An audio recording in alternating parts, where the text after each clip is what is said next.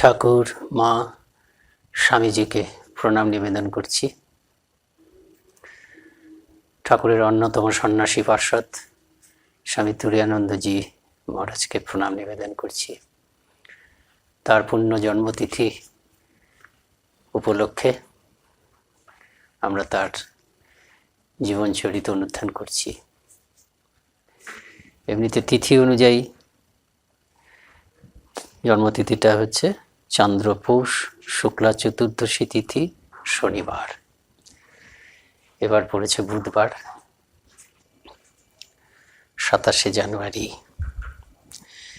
1863 জানুয়ারি মাসটা একটা মহাপুণ্য মাস। এই মাসে ঠাকুরের 3 জন সন্ন্যাসী পার্ষদ জন্মগ্রহণ করেছেন। এর মধ্যে কয়েকদিনের ব্যবধানে এই 3 জনের মধ্যে স্বামী তুরীয়ানন্দজি, স্বামীজি, রাজা মহারাজজি।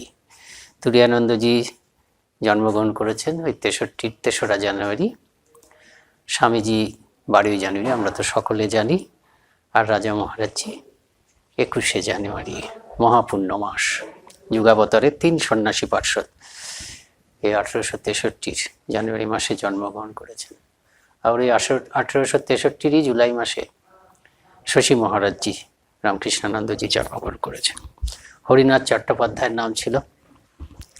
বাবা সৎব্রাহ্মণ চন্দ্রনাথ চট্টোপাধ্যায় খুব তেজস্বী সৎব্রাহ্মণ ছিলেন। একটা সাহেবী কোম্পানির গুদাম সরকার ছিলেন। খুব বেশি আর্থিক স্বাচ্ছন্দ্য ছিল না, কিন্তু সন্তোষ ছিল। যা আয় করতেন তাতেই তিনি এবং তার মতনই ধর্মপরায়ণ সদ্গৃহিণী প্রসন্নময়ী এরা সংসার চালাতেন। 3 পুত্র 3 কন্যা, কিন্তু কন্যাদের মধ্যে জ্যেষ্ঠ কন্যা ছাড়া সকলেই অল্প বয়সে দেহত্যাগ করেছিলেন। 3 পুত্র হচ্ছে কি মহেন্দ্রনাথ, উপেন্দ্রনাথ, হরিনাথ। হরিনাথই হচ্ছেন হরিনাথ চট্টোপাধ্যায়, হরি মহারাজ, আমাদের তুরীয়ানন্দজি। কোষ্ঠীতে লেখা ছিল যে তিনি বিদ্বান হবেন, তপস্বী হবেন এবং সন্ন্যাসী হবেন। 3 বছর বয়সেই মাতৃবিয়োগ হলো, দুর্ঘটনায় বলা যায়। একটা খ্যাপা শেয়াল, তার তখন 3 বছর বয়স, হরিনাথকে আক্রমণ করলো। মা সন্তানকে বাঁচানোর জন্য হরিনাথকে 2 হাত দিয়ে উঁচুতে তুলে ধরলেন, যাতে শেয়ালটি তার কোনো ক্ষতি করতে না পারে। শেয়ালটি এসে মাতাকে প্রসন্নময়ীকে দেবীকে ক্ষতবিক্ষত করলেন। কিছুদিন পরে সব ঘা হয়ে গেল, সব সেপটিক হয়ে গেল, তিনি দেহত্যাগ করলেন। এখন বড় ভাই হরিনাথ ছিল তার থেকে 20 বছর বয়সের বড়। বড় ভাই মহেন্দ্রনাথ 20 বছর বড় ছিল, উপেন্দ্রনাথ 10 বছর। তো এই যে বড় ভাইয়ের যে সহধর্মিণী, তিনি এই বাচ্চাটির মায়ের স্থান দখল করলেন, খুব স্নেহ করেছেন সারা জীবন। পরবর্তীকালেও তুরীয়ানন্দজি মহারাজ এই বড় বৌদি সম্বন্ধে বলতেন যে তার কাছেই মানুষ হয়েছিলাম, সর্বদাই তার সঙ্গে সঙ্গে থাকতুম, ভয়ানক নেওটা ছিলাম, আমায় খুব স্নেহ যত্ন করতেন, মার মতো মানুষ করেছিলেন। সাধু হয়ে গেলেও তার জন্য চিন্তা ছিল। তার শরীর যাওয়ার পর নিশ্চিন্ত হলাম। আমরা দেখব যে হরি মহারাজজি ছোটবেলার থেকেই বৈদান্তিক, কিন্তু ঠাকুরের ইচ্ছায় শুকনো বৈদান্তিক, হৃদয়টাও খুব ছিল, যার জন্য বলছেন যে সন্ন্যাসী হওয়ার পরেও এই মাতৃসমা বৌদির জন্য খুব চিন্তা হতো, কিন্তু তিনি যখন দেহত্যাগ করলেন তখন একেবারে নিশ্চিন্ত।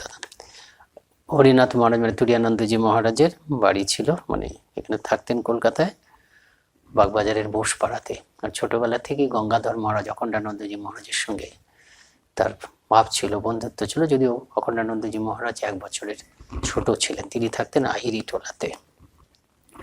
12 বছর বয়সে পিতারও মৃত্যু হলো।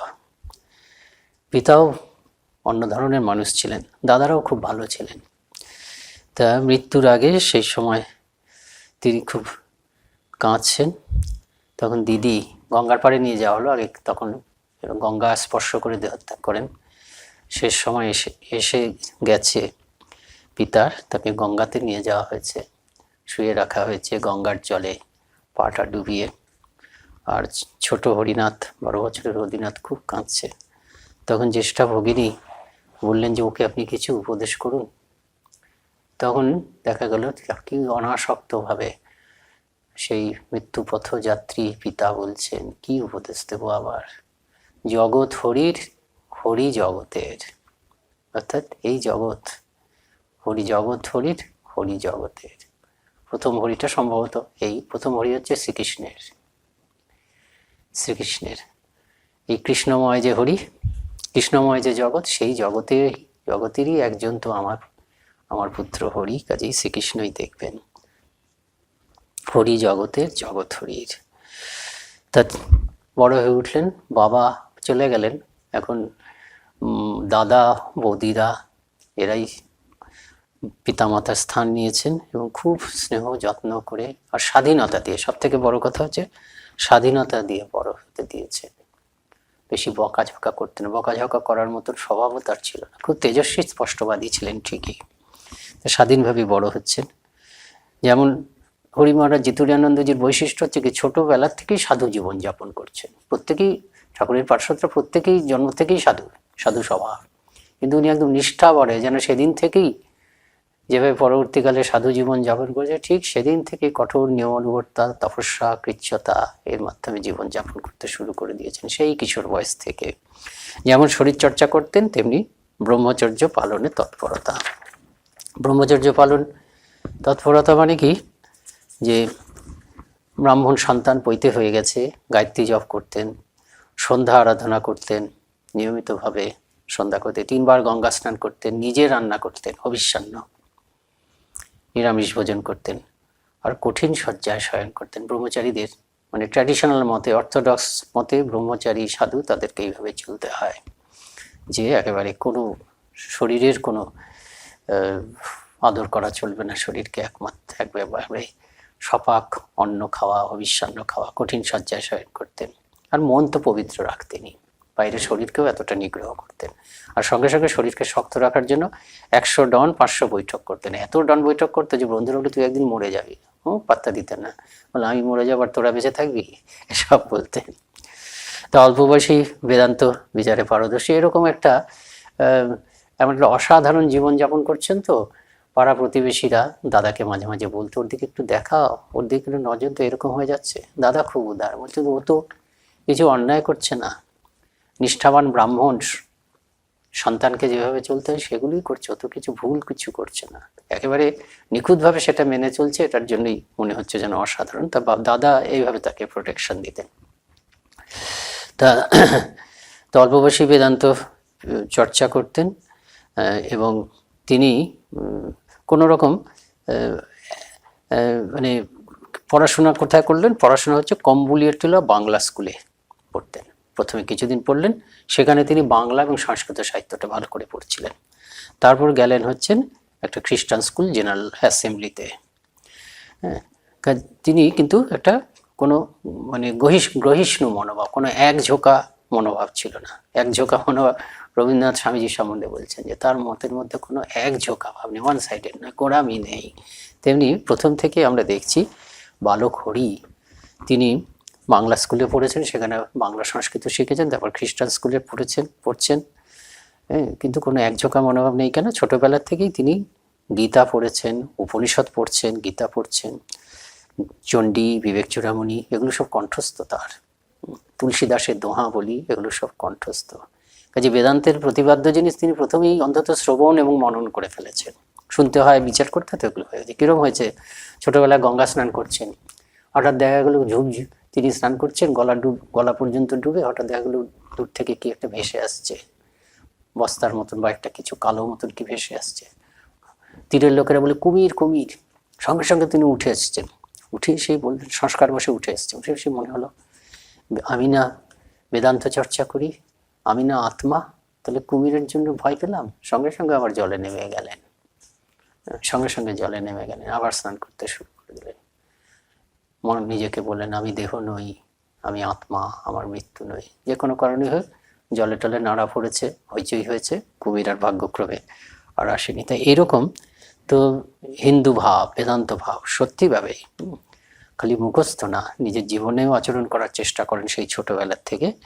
আবার খ্রিস্টান স্কুলে ভর্তি হয়েছেন। খ্রিস্টান স্কুলে বাইবেল পড়ানো একদম আবশ্যিক, কিন্তু বাইবেলের কক্ষে, পাঠকক্ষে, আবশ্যিক বোধহয় ছিল না, অপশনাল ছিল, বাইবেলের পাঠকক্ষে কেউ যেত না, কিন্তু তিনি যেতেন, খুব শ্রদ্ধা সহকারে বাইবেল পড়তেন।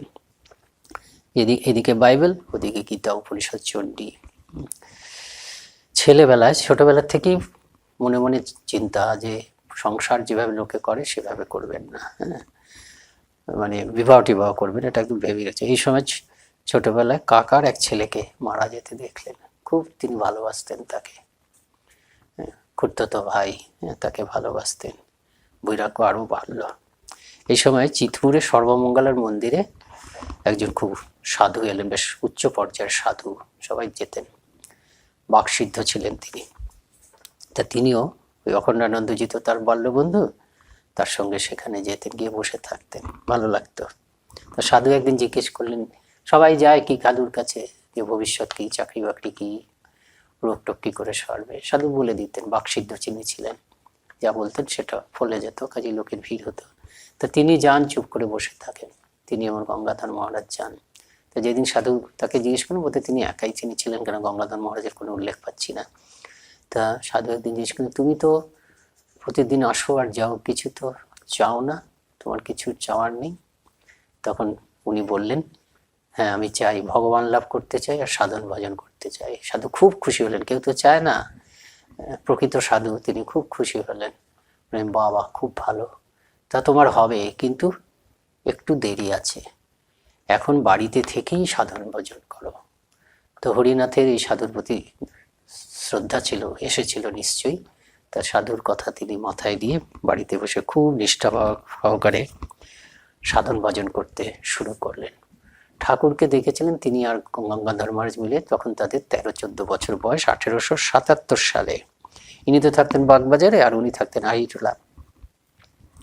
তা একদিন ওই মানে রটে গেল, ওই মানে দক্ষিণেশ্বর পরমহংস তখন বিখ্যাত হলো যে দীননাথ বাবুর বাড়িতে, এই বাগবাজারে দীননাথ বাবুর বাড়িতে পরমহংস আসছেন, দক্ষিণেশ্বর পরমহংস। কাজে গঙ্গাধর আর তিনি দেখতে গেলেন। তা তিনি দেখছেন যে একদম বেশ বলিষ্ঠ চেহারার লোক একটা কৃষকায় লোককে নামাচ্ছে, বলিষ্ঠ চেহারা মানে হৃদয় হবে, গাড়ি থেকে নামাচ্ছেন, তার কোনো প্রায় জ্ঞান নেই, গাড়ি মানে যে ঘোড়ার গাড়ি, একটা পা নিচে আরেকটা পা উপরে আছে, ধরে ধরে নামাচ্ছেন। মুখ দেখে অবাক সুখদেব, বলে আমি তো পড়েছি সুখদেব, বোধহয় ইনি কি সেই সুখদেব, ঠিক সুখদেবের মতন মনে হচ্ছে, অর্ধবাহ্য দশা। তবে ঠাকুরকে নিয়ে যাওয়া হলো ওপরে, সেখানে ঠাকুর ধীরে ধীরে বাহ্যের সংজ্ঞা এলো। তখন ঠাকুর কালী এবং কৃষ্ণ অভেদ এই বিষয়ে একটা গান করলেন, যশোদা নাচাতো বলে নীলমণি, সেরূপ লুকালি কোথা করালো বদনী, গান শুনলেন, খুব ভালো লাগলো। তারপর ধর্ম প্রসঙ্গও করলেন, মনের মধ্যে দাগ কাটলো, কিন্তু তিনি শ্রীরামকৃষ্ণের কাছে যে দীক্ষা নেবেন বা যাবেন সেটা কিন্তু তখনও তার মনে হয়নি। কারণ হচ্ছে তিনি বেদান্ত, অদ্বৈত বেদান্ত, শঙ্করাচার্যের বিবেক চূড়ামণি উপনিষদ পড়েন, আর ঠাকুর দ্বৈত পথ, বোধহয় সেই কারণেই তখনও পর্যন্ত তার মনে হয়নি যে ঠাকুরের কাছেই গিয়ে আশ্রয় নেবেন, সেটা মনে হয়নি। কিন্তু বৈরাগ্যটা বেড়ে গেল। বিবেকের বন্যান তো ঠিক করেছেন, কিন্তু দাদা চেষ্টা করছেন, দাদা যেমন বাধা দেননি, সৎভাবে চলুক, সৎ ব্রাহ্মণ, কিন্তু একেবারেই সংসার করবে না সেটা না, এটাই কর্তব্য মনে করে, বাবার স্থান তিনি নিয়েছেন। তো তা তিনি এবং তার সহধর্মিণী মা বাবার স্থান নিয়েছেন, সেই জন্য বিবাহের সম্বন্ধ দেখছেন। কিন্তু বিয়ের সম্বন্ধ যারা দেখতে আসছে তাদেরকেও তিনি সংসার নিত্য, ব্রহ্মসত্য, জগৎ মিথ্যা, এইসব বেদান্তের কথা বলছেন। এখন এই বিচার শুনে পাতৃপক্ষ কেউ অগ্রসর হতে সাহস পায় না, কাজেই ওই বিবাহের কথাবার্তা, ওই বেদান্ত বিচার শুনেই পাত্রের মুখে সংসার অনিত্য, ব্রহ্মসত্য, জগৎ মিথ্যা, এসব শুনেই সে আটকে যেত। কাজেই বিবাহর দিক থেকে কোনো বিপদ আর আসেনি। আর পড়াশোনাতেও মন নেই, কি হবে এই ইংরেজি বিদ্যা শিক্ষা, কাজেই এন্ট্রান্স পরীক্ষা, যদিও খুব মেধাবী আমরা দেখেছি কি পণ্ডিত পরবর্তীকালে, কিন্তু এন্ট্রান্স পরীক্ষা দিলেন না।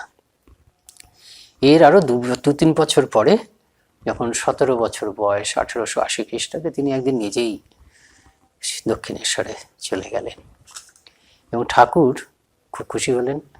ঠাকুর তো চেহারা দেখে বুঝতে পারতেন তার কিছু শুভ লক্ষণ দেখে ঠাকুর বললেন যে এইভাবে ছুটবে, এসো না, একা একা এসো, ছুটির দিনটা এসো না, ছুটির দিনে অনেক লোক হয়, ছুটির দিন ছাড়া অন্য সময় এসো। তা ঠাকুর ঠাকুর কাছে যাতায়াত করলেন ঘন ঘন। তা অদ্বৈত বিচার করেন, আর রামগীতা তার খুব প্রিয়। ঠাকুর দেখলেন, ঠাকুর দেখছেন যে অতিরিক্ত জ্ঞান চর্চা করেন, সেজন্য সেই অতিরিক্ত শুষ্ক জ্ঞান চর্চা যাতে না করে। ঠাকুরের ভাব আছে জ্ঞান এবং ভক্তি দুই থাকবে, হৃদয় থাকবে। ঠাকুর সেজন্য তাকে নানাভাবে সংশোধন করে দিচ্ছেন। তা এই অখণ্ডানন্দজি যান, অন্যরা যান ওখানে, কিন্তু হরি মহারাজ বেশ কিছুদিন গেছেন, গিয়ে আর যাচ্ছেন না বেশ কিছুদিন। তো ঠাকুর এই জিজ্ঞেস করছেন, সম্ভবত অখণ্ডানন্দজি মহারাজকে জিজ্ঞেস করছে, কি তোমার বন্ধুটি তো আসছে না? সে খুব বেদান্ত চর্চা করছে, খালি খুব ওই নিয়ে খুব ব্যস্ত আছে, সময় পাচ্ছে না, এখানে আসলে সময় নষ্ট হবে, সেই জন্য বোধ হয়। তা ঠাকুর কিছু বললেন না। কিছুদিন পরে যখন হরি মহারাজজি গিয়ে হাজির হয়েছেন, তখন ঠাকুর বললেন যে, কি গো, তুমি নাকি খুব বেদান্ত চর্চা করছো? তা বেদান্ত মানে কি? ব্রহ্মসত্য, জগৎ মিথ্যা, এই তো সব বিচারের সারমর্ম। হরিণার সঙ্গে সঙ্গে শুদ্ধ মন্ত্র সঙ্গে সঙ্গে বলে, ঠাকুর তো ঠিক কথাই বলছেন, যা কিছু প্রতিপাদ্য সেটা তো এইটাই, যা কিছু বিচার এটাকে মনের মধ্যে একদম দৃঢ়ভাবে বিশ্বাস করে নেওয়ার জন্য, যে ব্রহ্ম সত্য, জগৎ মিথ্যা। জগৎ মিথ্যা মানে যে জগৎটা নেই, দেখতে পাচ্ছি না, এই অর্থে মিথ্যা না। ব্রহ্ম সত্য মানে কি? সত্য মানে যে দেখছি এই সত্য না, সত্য মানে যে চিরকালের জন্য সত্য, অতীত, বর্তমান, ভবিষ্যৎ, তিন কাল অবাধিত সত্য। এমন সত্য যে সত্যটার কোনো সময় বাধাগ্রস্ত হচ্ছে না, স্থানের দ্বারা নয়, কালের দ্বারা নয়, কোনো কিছুর দ্বারা, চিরন্তন এক্সিস্টেন্স। হ্যাঁ, এক্সিস্টেন্স অ্যাবসলিউট ইংরেজি বলা হয়েছে। সৎ চিৎ আনন্দ, ব্রহ্মই হচ্ছে একমাত্র সৎ, চিরকাল আছে, ওটা হচ্ছে আধার। আধার ওই সতের উপর প্রতিষ্ঠিত বলে এই সবকে সৎ বলে মনে হচ্ছে, মানে আছে বলে। কাজেই চিরন্তন সত্য তো ব্রহ্ম, আর জগৎটা মিথ্যা, কারণ এটা কোনো মুহূর্তেই চিরন্তন সত্য না, এটা খালি পাল্টে পাল্টে যায়। এটাকে ধরছি, যে রূপে ধরছি, পর মুহূর্তে সেই রূপটা পাল্টে যাচ্ছে, প্রতি মুহূর্তে চেঞ্জ হয়ে যাচ্ছে, পরিবর্তন হয়ে যাচ্ছে। এই মুহূর্তে যে জগৎটাকে দেখছি, পর মুহূর্তে ঠিক সব কিছু ঠিক এক এক জায়গায় না, একই বাড়িতে হয়তো আছি, কিন্তু মুহূর্তটা চলে গেছে, সময়টা চলে গেছে। এই সময়ের মধ্যে আমি কতজনের সঙ্গে কথা বললাম, ঠিক সেই সময়টাকে আমি কিন্তু বাঁধিয়ে রাখতে পারছি না জগতের চিরন্তন রূপ হিসাবে। কাজেই জগৎ মিথ্যা, ব্রহ্ম সত্য, জগৎ মিথ্যা। তাই তো হরি মহারাজ ঠিক বুঝলেন। তিনি বুঝলেন যে বিচার করে যতটা সময় যাচ্ছে সেটা নয়, সাধন ভজনই হচ্ছে আসল। আরো মানে নিষ্ঠা সহকারে তিনি এবার সাধন ভজন করতে শুরু করলেন। তারপরে এরকম ঠাকুরের কাছে থাকা মানেই এগুলো হচ্ছে অভিজ্ঞতা। তা একদিন কিছুদিন পরে গেছেন হচ্ছে, ঠাকুর এসেছেন ওই বলরাম বাবুর বাড়িতে। বলরাম বাবুর বাড়িতে এসে ঠাকুর ডেকে পাঠিয়েছেন, হরি মহারাজকে ডেকে পাঠিয়েছেন, কাছেই তো, এখানে ডেকে পাঠিয়েছেন। তারপর ডেকে পাঠিয়ে ঠাকুর ধর্ম প্রসঙ্গ করেছেন, সকলের সঙ্গে করছে, কিন্তু হরি মহারাজের মনে হচ্ছে, তুরীয়ানন্দজি মহারাজের মনে হচ্ছে যে ঠিক যেন তাকে উদ্দেশ্য করেই ঠাকুর বলছে, তার জন্যই বিশেষ করে বলছেন। কি কি বলছেন একটু পড়ছি। ঠাকুর সহাস্যে কুশল প্রশ্ন করে ধর্ম প্রসঙ্গ করলেন, তাকে একটু কুশল প্রশ্ন, কি ভালো আছো তো, করেই। কি বলছেন ঠাকুর? বলছেন, জ্ঞান বলো, ভক্তি বলো, দর্শন বলো, কিছুই ঈশ্বরের কৃপা ভিন্ন হওয়ার নয়। এই ঈশ্বরের কৃপা ছাড়া হবে না, এই কথাটা একদম গেঁথে দিলেন ঠাকুর। তারপরে ঠাকুর বলছেন, কি জানো, কাম কাঞ্চনকে ঠিক ঠিক মিথ্যা বলে বোধ হওয়া, জগৎটা তিনকালেই অসৎ বলে ঠিক ঠিক ধারণা হওয়া কি কম কথা? তার দয়া না হলে হয় না। তিনি কৃপা করে ওইরূপ ধারণা যদি করিয়ে দেন তো হয়, নইলে মানুষ নিজে সাধন করে সেটা কি ধারণা করতে পারে? সাধনা করতে হবে, কিন্তু সাধনা করতে করতেই বুঝতে হবে, এই বোধ রাখতে হবে, সাধনা করছি বটে, কিন্তু তার কৃপা না হলে হবে না। সাধনা এবং তার কৃপা, ভিক্ষা দুটো চাই। তার কতটুকু শক্তি, মানে মানুষের কতটুকু শক্তি, সে শক্তি দিয়ে সে কতটুকু ধারণা করতে পারে, এইভাবে ঈশ্বরের দয়ার কথা, কৃপার কথা বলতে বলতে ঠাকুরের সমাধি হলো। কিছুক্ষণ পরে অর্ধবজ্রদশা প্রাপ্ত হয়ে বলতে লাগলেন, একটা ঠিক করতে পারে না, আবার আরেকটা চায়। ঠাকুর পরবর্তীকালে তুরীয়ানন্দজিকে বলেছেন, জানিস মা বলে দিয়েছেন, বলছে ঘন ঘন আসবি। এই ঠাকুর তার কাছে যারা যেতেন তাদেরকে ঘন ঘন আসতে বলতেন। তা তুরীয়ানন্দজি মহারাজকে বলছেন, তুই ঘন ঘন ঘন আসবি, জানিস মা বলে দিয়েছেন যে এখানে যদি ঘন ঘন আসিস তোরা তাড়াতাড়ি ঈশ্বর লাভ করতে পারবি। যদি অন্য জায়গায় গেলে ঈশ্বর লাভ হয় ঠিক আছে যা, কিন্তু মা বলে দিয়েছে যে এখানে তোরা আসলে তোরা একদম খুব তাড়াতাড়ি ঈশ্বর লাভ করতে পারবি। তাই এই জন্য তিনি এদেরকে বারবার ধরে আসতে বলতেন। সবকিছু মায়ের ইচ্ছা ছাড়া ঠাকুর কিছু করতেন।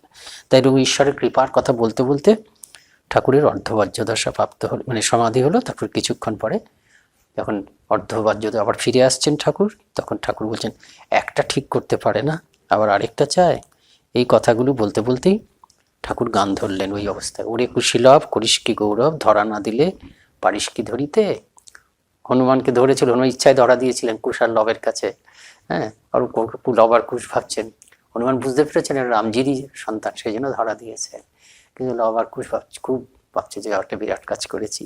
সেই সময় গান ওইভাবে গান যেন হনুমান বলছেন, ওরে কুশীলভ করিস কি গৌরব, ধরা না দিলে কি পারিস ধরিতে। যে কেউ যদি ভগবান লাভ করে তার কোনো গৌরব নেই, মা কৃপা করেছেন, তার পবিত্রতা আছে, চেষ্টা আছে, কিন্তু মা কৃপা ভাণ্ডার শেষকালে খুলে দিয়েছে বলে সে ভগবান। গাইতে গাইতে ঠাকুরের দুই চোখে এত জলধারা বইতে লাগলো যে বিছানার চাদরের খানিকটা ভিজে গেল। কৃপার কথা, সেই অপূর্ব শিক্ষা, সেই অপূর্ব শিক্ষা। ঠাকুর কাঁদছেন, হরি মহারাজও কাঁদছেন, তিনিও কেঁদে আকুল।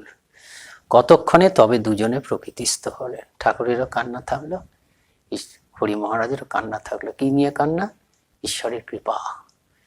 ঈশ্বরের কৃপা না হলে হবে না। আর ঈশ্বরের কৃপা কি অপূর্ব জিনিস, এইগুলো দুজনে কেঁদে ভাসালেন। এবং হরি মহারাজের মনে চিরকালের জন্য কি শিক্ষা হলো, যে এই শিক্ষা চিরকাল আমার অন্তরে অঙ্কিত হয়ে গেল। সেদিন থেকেই বুঝলাম ঈশ্বরের কৃপা ভিন্ন কিছুই হবার নয়। তা এরকমভাবে ঠাকুর তাকে কৃপা করতেন। তারপরে একদিন জিজ্ঞেস করলেন যে এটা তো ইন্দ্রিয় প্রবৃত্তির সঙ্গে সংগ্রাম, কাম ভাবটা কি করে যায়। ঠাকুর বললেন, যাবে কেন রে, মোড় ফিরিয়ে দে।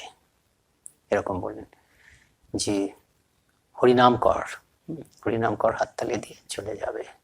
তো হরি মহারাজ ভেবেছিলেন যে হয়তো অন্য কিছু জানেন না কিছু, সেই জন্য বলে দিলেন। কিন্তু তাও ভক্তি শ্রদ্ধা ছিল, সেই জন্য অনুষ্ঠান মানে সত্যি সত্যি আরো বেশি করে ভগবানের নাম করতে শুরু করলেন।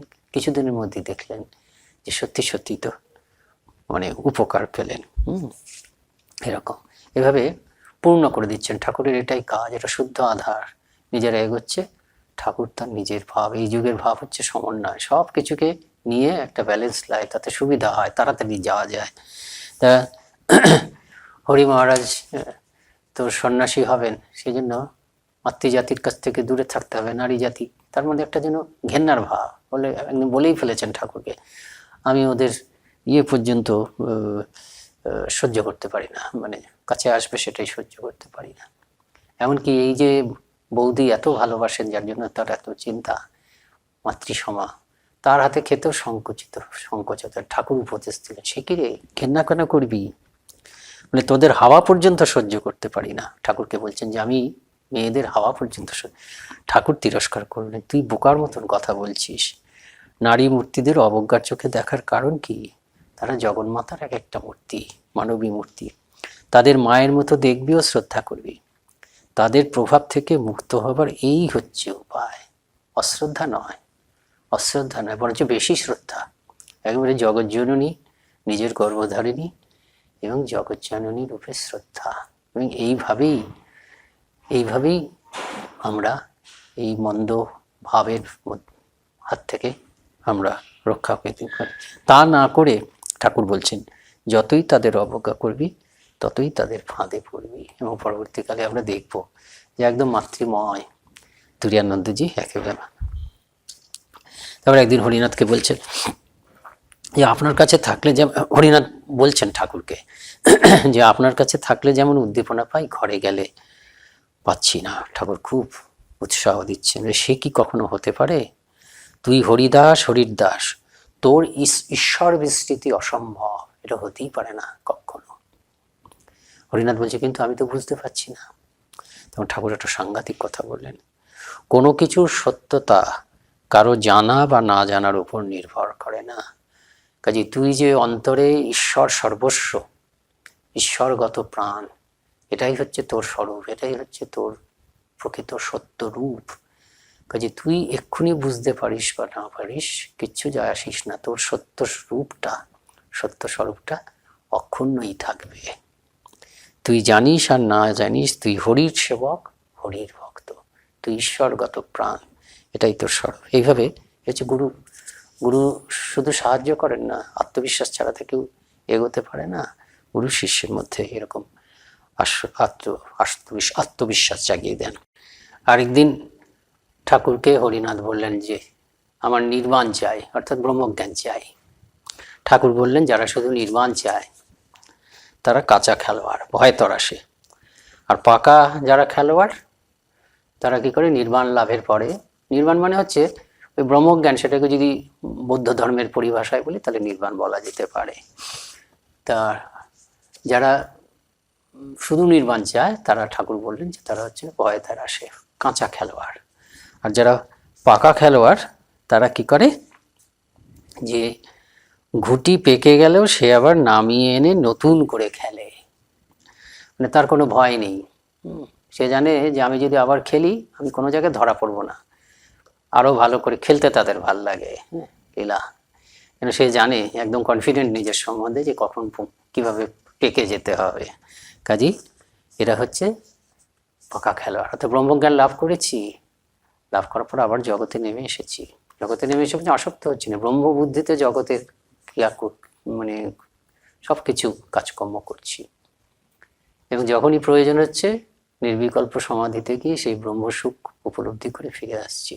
যেমন ঠাকুর, শুধু ঠাকুর কেন, ঠাকুরের পার্শ্বদরাও তাই, প্রত্যেকেরই সমাধি হয়েছে নির্বিকল্প সমাধি। ঠাকুর বলছেন পাশা তাদের হাতের বশ, যেমন বলে তেমনি দান পড়ে। এটা কি ঠাকুর বলছেন জ্ঞানের পরে বিজ্ঞান। আমাদের ভাব হচ্ছে জ্ঞানের পরে বিজ্ঞান। ব্রহ্মজ্ঞান হলো ব্রহ্মসত্য জগৎ মিথ্যা বলছি আমরা, আবার ব্রহ্মরূপে জগৎকে সত্য বলে গ্রহণ করছি। সত্য মানে এখানে চিরন্তন সত্য, চিরকাল সত্য, অতীতে সত্য, বর্তমানে সত্য, ভবিষ্যতে সত্য। আর মিথ্যা মানে হচ্ছে এরকম চিরন্তন অর্থে সত্য না। জগৎটা তো সেই অর্থে সত্য না, খালি পাল্টে যায়। জগৎটাকে এই মুহূর্তে যা দেখছি ঠিক পর মুহূর্তে পাল্টে গেছে। কাজেই সেই অর্থে জগৎ চিরন্তন সত্য না। জগৎটা যে চিরন্তন সত্য না সেই জন্য মিথ্যা। চিরন্তন সত্য হচ্ছে একটা ব্রহ্ম, ব্রহ্মস্বরূপ। এবং আমাদের আবিষ্কার হচ্ছে আমি সেই ব্রহ্মস্বরূপ, আমি চিরন্তন সত্য। আমার মধ্যেই একটা আমি আছে যে চিরন্তন সত্য বা ব্রহ্ম, আত্মাই ব্রহ্ম। তা যাই হোক, তা আমি আত্মজ্ঞান লাভ করার পর আবার জগৎকে জগৎ ব্রহ্ম হিসাবে গ্রহণ করা। প্রথমে ব্রহ্ম সত্য জগৎ মিথ্যা, তারপরে ব্রহ্মজ্ঞান লাভের পরে দেখলাম জগৎ ব্রহ্ম আর ব্রহ্ম তো ব্রহ্মই। এই কথা বললেন, এটাকে জ্ঞানের পরে বিজ্ঞান বললেন। আমরা দেখব তুরীয়ানন্দজি এই অবস্থা লাভ করেছিলেন, আমরা সেটা পরে আলোচনা করব। তারপর আরেকদিন বেদান্ত পণ্ডিতের একজন বেদান্ত পণ্ডিতের বেদান্ত ব্যাখ্যা শুনছেন ঠাকুর, শুনে খুব প্রশংসা করেন, খুব ভালো ব্যাখ্যা করেছ। করার পরেও বলছেন আমার কিন্তু বাপু অত শত ভালো লাগে না, আমার মা আছেন আর আমি আছি, তোমাদের ওইসব বড় বড় কথা ভালো লাগে। কি বড় বড় কথা? জ্ঞান জ্ঞেয় জ্ঞাতা, ধ্যান দেহ দাতা ইত্যাদি ত্রিপুটি, এগুলো বেশ ভালো কথা। ধ্যান দেহ দাতা, জ্ঞান জ্ঞেয় দাতা ত্রিপুটিটা কি? জ্ঞান মানে এই ব্রহ্মজ্ঞান, জ্ঞেয় মানে হচ্ছে ব্রহ্ম, জ্ঞাতা মানে হচ্ছে আমি জ্ঞান লাভ করলাম। ত্রিপুটি মানে তিনটে, ত্রিপুটি ভেদ প্রথম থাকে। ধ্যান দেহ ধ্যাতা, ধ্যান দেহ দাতা মানে কি? যে দেহ, হয়তো আমি শ্রীরামকৃষ্ণের ধ্যান করছি, দেহ, শ্রীরামকৃষ্ণ হচ্ছেন দেহ। ধ্যাতা মানে আমি ধ্যান করছি। আর আমি যে কথা বলছি না, আমি যে ধ্যান করছি এই বোধটাও আছে। আমি যখন ধ্যান করতে বসেছি এই ত্রিপুটি ভেদ আছে, মানে তিনটে সম্বন্ধে আমার জ্ঞান আছে, যে আমি শ্রীরামকৃষ্ণের ধ্যান করছি, আমি আমার এই পরিচয়, আমি একজন সন্ন্যাসী, আমি ধ্যান করছি, আর আমি যে অন্য কোনো কাজ করছি না, ধ্যান করছি, এই বোধটাও আছে। কিন্তু ধীরে ধীরে যেই ধ্যান গভীর হয় এই তিনটে জিনিস ধীরে ধীরে ধীরে একাকার হতে থাকে। তারপরে সব থেকে খুব যখন একাকার হয়েছে তখন একটা কি অবস্থা থাকে, আমি নিজেকে ভুলে গেছি, ধ্যাতা চলে গেছে। আর আমি যে ধ্যান করছি সেটাও ভুলে গেছি, শুধু আছেন দেহ। শ্রীরামকৃষ্ণের ধ্যান করছিলাম, হয়তো শ্রীরামকৃষ্ণ রয়েছেন, কিন্তু শ্রীরামকৃষ্ণ যে তিনি হচ্ছেন ব্রহ্মের সাকার রূপ, নাম রূপ, ব্রহ্মের উপরে একটা নাম, ব্রহ্মের উপরে একটা লীলার রূপ, লীলা, ব্রহ্মের একটা নাম, ব্রহ্মের একটা রূপ, হ্যাঁ, সেটাই হচ্ছে শ্রীরামকৃষ্ণ। তিনি কোন একটা সময় আমি এই নাম রূপও ছাড়িয়ে যাব, তখন কি থাকবে জানি না, কিন্তু সেটাই নির্বিকল্প সময়, তখন ধেয় চলে যাবে, তখন নির্গুণ নিরাকার ব্রহ্ম সমুদ্রে আমি লীন। এটা খুব ভালো কথা ঠাকুর বলছেন, কিন্তু আমার তারপরে বলছেন আমার কিন্তু মা আর আমি আর কিছুই নেই। হরিনাথ শুনছেন, তিনি তো বেদান্তের এসব তত্ত্ব জানেন, থিওরিটিক্যাল অন্ত জানেন, তখনও পর্যন্ত তার আত্মজ্ঞান হয়েছে কিনা জানি না, কিন্তু তার মনে হল আচ্ছা এটাই তো সব, এটা তো বড় সুন্দর, এই ত্রিপুটি ভেদের থেকে ঠাকুরের মা আছেন আর আমি আছি, এ তো আরো মধুর, আরো সুন্দর, আরো সরল, এবং এটাই অবলম্বনীয়। কাজে সেদিন থেকেই তিনি এটাকে অবলম্বন করবেন। কাজে দুটো আমরা দেখেছি জীবনে, একেবারে আত্মজ্ঞান এরকম বলছেন, সিংহ সদৃশ হও এরকম বলছেন, আবার মা মা করছেন, এটা আমরা হরিনাথের জীবনে দেখবো, তুরীয়ানন্দের জীবনে, সেটাই হচ্ছে আমাদের গড়ানা, ঠাকুর দেখিয়ে দিয়েছেন। তারপরে তুরীয়ানন্দজি তো ঠাকুরকে অবতার বলে বিশ্বাস যখন থেকে হয়েছে, মিশতে মিশতে হয়েছে, সেই বিশ্বাস একেবারে ধ্রুব হয়ে গেছে, কোনোদিনও তাতে সংশয় আসেনি। তা ঠাকুরের যখন শেষ গলরোগ, খুব রোগ যন্ত্রণা, ক্যান্সার, একদিন কিছুদিন পরে এসছেন, মানে কয়েকদিন বাদে হয়তো তুরীয়ানন্দজি এসছেন, হরিনাথ এসছেন ঠাকুরের কাছে, এসে জিজ্ঞেস করছে আপনি কেমন আছেন? ঠাকুর বলছেন বড় কষ্ট হচ্ছে, খেতে পাচ্ছি না, বড় জ্বালা। কিন্তু হরিনাথ দেখছেন ঠাকুর যেন আনন্দ সাগরে ভেসে আছেন। ঠাকুর যতবার কষ্টের কথা বলছেন তার জন্য একটা দিব্য দর্শনের মতন হচ্ছে, তিনি দেখছেন ঠাকুর একেবারে আনন্দ সাগরে ভাসছেন। এরকম ঠাকুর বারবার ধরে কষ্টের কথা বলছেন যখন, তখন হরিনাথ বললেন আমি তো দেখছি আপনি মহানন্দে আছেন। ঠাকুর এটা শুনে আপন মনে বললেন শালা ধরে ফেলেছে রে, ঠিক ধরেছে, এটা বললেন ঠাকুর। তারপর সেখানে যেতে যেতে তো নরেন্দ্রনাথের সঙ্গে খুবই ভাব হয়েছে, একদিন দুজনে একসঙ্গে একটা ঘোড়ার গাড়িতে করে দক্ষিণেশ্বরে যাচ্ছেন। নরেন্দ্রনাথ হরিনাথকে জিজ্ঞেস করলেন তোমার ঠাকুরের সম্বন্ধে কি মনে হয়? হরিনাথ তখন সেই শিব মহিমস্তর থেকে ওই বিখ্যাত শ্লোকটা বলেন, অসিত গিরি সমং সায়াত কজ্জলং সিন্ধু পাত্রে, মানে এটা হচ্ছে এই, যদি সমুদ্র যদি কালির দোয়াত হয়, নীল কালি তে ভরা দোয়াত যদি হয়, আর কল্পতরুর সর্বশ্রেষ্ঠ শাখা যদি কলম হয়, আর স্বয়ং পৃথিবী যদি, বিরাট পৃথিবী যদি পাতা হয়, আর মা সরস্বতী যদি অনন্তকাল ধরে শিবের মহিমা লিখে যায়, তবুও সে লিখে শেষ করতে পারবেন না, এমনই ভগবানের মহিমা। ঠাকুরই হচ্ছেন, ঠাকুরের মহিমাও সেরকম, সেরকম ঠাকুরের সম্বন্ধে কিছু বলা যায় না, বলে যা বলবো তাই অসম্পূর্ণ বলে শেষ করা যাবে না। তখন হরিনাথ নরেন্দ্রনাথকে বললেন, নরেন্দ্রনাথ নিজের কথা বললেন, আমি কি বুঝেছি? আমি বুঝেছি হচ্ছে ঠাকুর হচ্ছেন এলোভি পার্সনিফাইড, ভালোবাসার মূর্ত প্রতীক, চির উন্মদ প্রেম ও পাতা। সেদিনকে বলেননি চির উন্মদ প্রেম ও পাতার, পরবর্তীকালে বলেছেন যে ভালোবাসার মূর্ত প্রতীক। তাই এইসব কথাগুলো স্বামীজিকে ভীষণ শ্রদ্ধা করতেন, এসব কথাগুলো সব হরিনাথের মনের মধ্যে গেঁথে যাচ্ছে। আরেকদিন নরেন্দ্রনাথও বললেন ঈশ্বর কৃপার কথা, ঠাকুর বলেছেন না তার কৃপা ছাড়া কিছু হবে না। তার স্বামীজি বলছেন তুরীয়ানন্দজিকে, হরি ভাই ঈশ্বর কি শাক মাছ যে এত দাম দিয়ে কিনবে, অর্থাৎ এতটা সাধন ভজন করবে তুই পেয়ে যাবে, তা না। যমই বৈশ্ব কৃণতে তেন লক্ষ্য, কঠোপনিষদে আছে, ওই কৃপার কথা বলছেন। এই আত্মাজ্ঞান কে লাভ করতে পারে? আত্মা যাকে কৃপা করে বরণ করে নেন তিনি, অর্থাৎ কৃপা, কৃপা ছাড়া হবে না। শ্রী মাও বলেছেন তার কৃপায় তাকে পাওয়া যায়। তবে কি সাধন ভজন করবে না? হ্যাঁ, সাধন ভজন করতে হবে, সাধন ভজন একেবারে চরমভাবে করেই তখন বুঝতে হবে, অনেকটা সাধন ভজন করে বোঝা যায় যে সাধন ভজন করবো, কিন্তু তার কৃপা ছাড়া তাকে পাওয়া যাবে না। শ্রী মা বলছেন, মাকে একজন জিজ্ঞেস করছেন, বোধহয় সেই সন্ন্যাসীর নাম স্বামী তন্ময়ানন্দ, ভুল হতে পারে, যাই হোক কোনো সন্ন্যাসী জিজ্ঞেস করছেন কিভাবে ঈশ্বরকে পাওয়া যায়, তার কৃপায় তাকে পাওয়া যায়। তখন তিনি বলছেন কিছুতেই না, তিনবার জিজ্ঞেস করছেন, না কিছুতেই না, না কিছুতেই না, না। তবে জপ ধ্যানের প্রয়োজন আছে, জপ ধ্যানের দ্বারা ইন্দ্রিয়গুলো কেটে যায়, চিত্তশুদ্ধি হয়, এটাও কম বড় কথা নয়, বিরাট বড় কথা। চিত্তশুদ্ধি হওয়া মানে ভগবানের উপর আমার একটা হক থাকে, যেন দাবি থাকে তোমাকে, তখন চোখের জল ফেললে তিনি কৃপা করেন। যাই হোক, তা ঠাকুরের কাছ থেকে যা শুনছেন স্বামীজির কাছ থেকে সেটাই, স্বামীজিও সেটাকেই বলছেন, এন্ডোর্স করছেন যেন। তারপরে দেহত্যাগ হলো শ্রীরামকৃষ্ণের। হরি মহারাজের বৈশিষ্ট্য হচ্ছে এরা সব তো বরানগর মঠে উঠলেন গিয়ে, হরি মহারাজ কিন্তু বরানগর মঠে তখন গেলেন না। প্রবল বৈরাগ্যে একদম গুরু ভাইদেরও ছেড়ে দিয়ে তিনি ওই ইয়েতে চলে গেলেন, ওই নর্থ ইস্ট মানে শিলং, আসাম ওইসব জায়গায় চলে গেলেন, গিয়ে সাধন ভজন করলেন।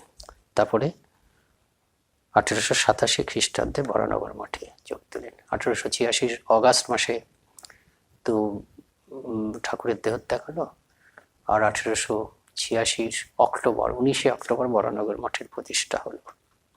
তো তিনি কিন্তু 1 বছর পরে 1887 খ্রিস্টাব্দে বরানগর মঠে এলেন। তিনি তো অদ্বৈতী ছিলেন, একেবারে অদ্বৈত মনোভাবপন্ন, কিন্তু হৃদয়বান অদ্বৈতী। আমাদের মঠ মিশনের ঘরানা যেমন শ্রীরামকৃষ্ণের যেমন ভাব, হৃদয়বান। দাদা উপেন্দ্রনাথ একদিন দেখলেন, দাদার কাছে গেছেন। দাদা তো চেয়েছিলেন সে সদ্ব্রাহ্মণ থেকে গৃহী হোক, কিন্তু তো হয়নি। যে দাদা উপেন্দ্রনাথের কাছে একদিন গেছেন, উপেন্দ্রনাথ চিনতে পারছে না, দেখছেন অশ্রু সজল চোখে এক সন্ন্যাসী দাঁড়িয়ে আছেন। তারপরে বুঝলেন যে তার ভাই হরিনাথ। তা দাদা জিজ্ঞেস করলেন, কাঁদছো কেন? তুমি তো এটাই চেয়েছিলে। তখন হরিনাথ বললেন, কেন কাঁদছেন? যে আপনাদের কাছে আমি কত ঋণী, আপনারা কত করেছেন।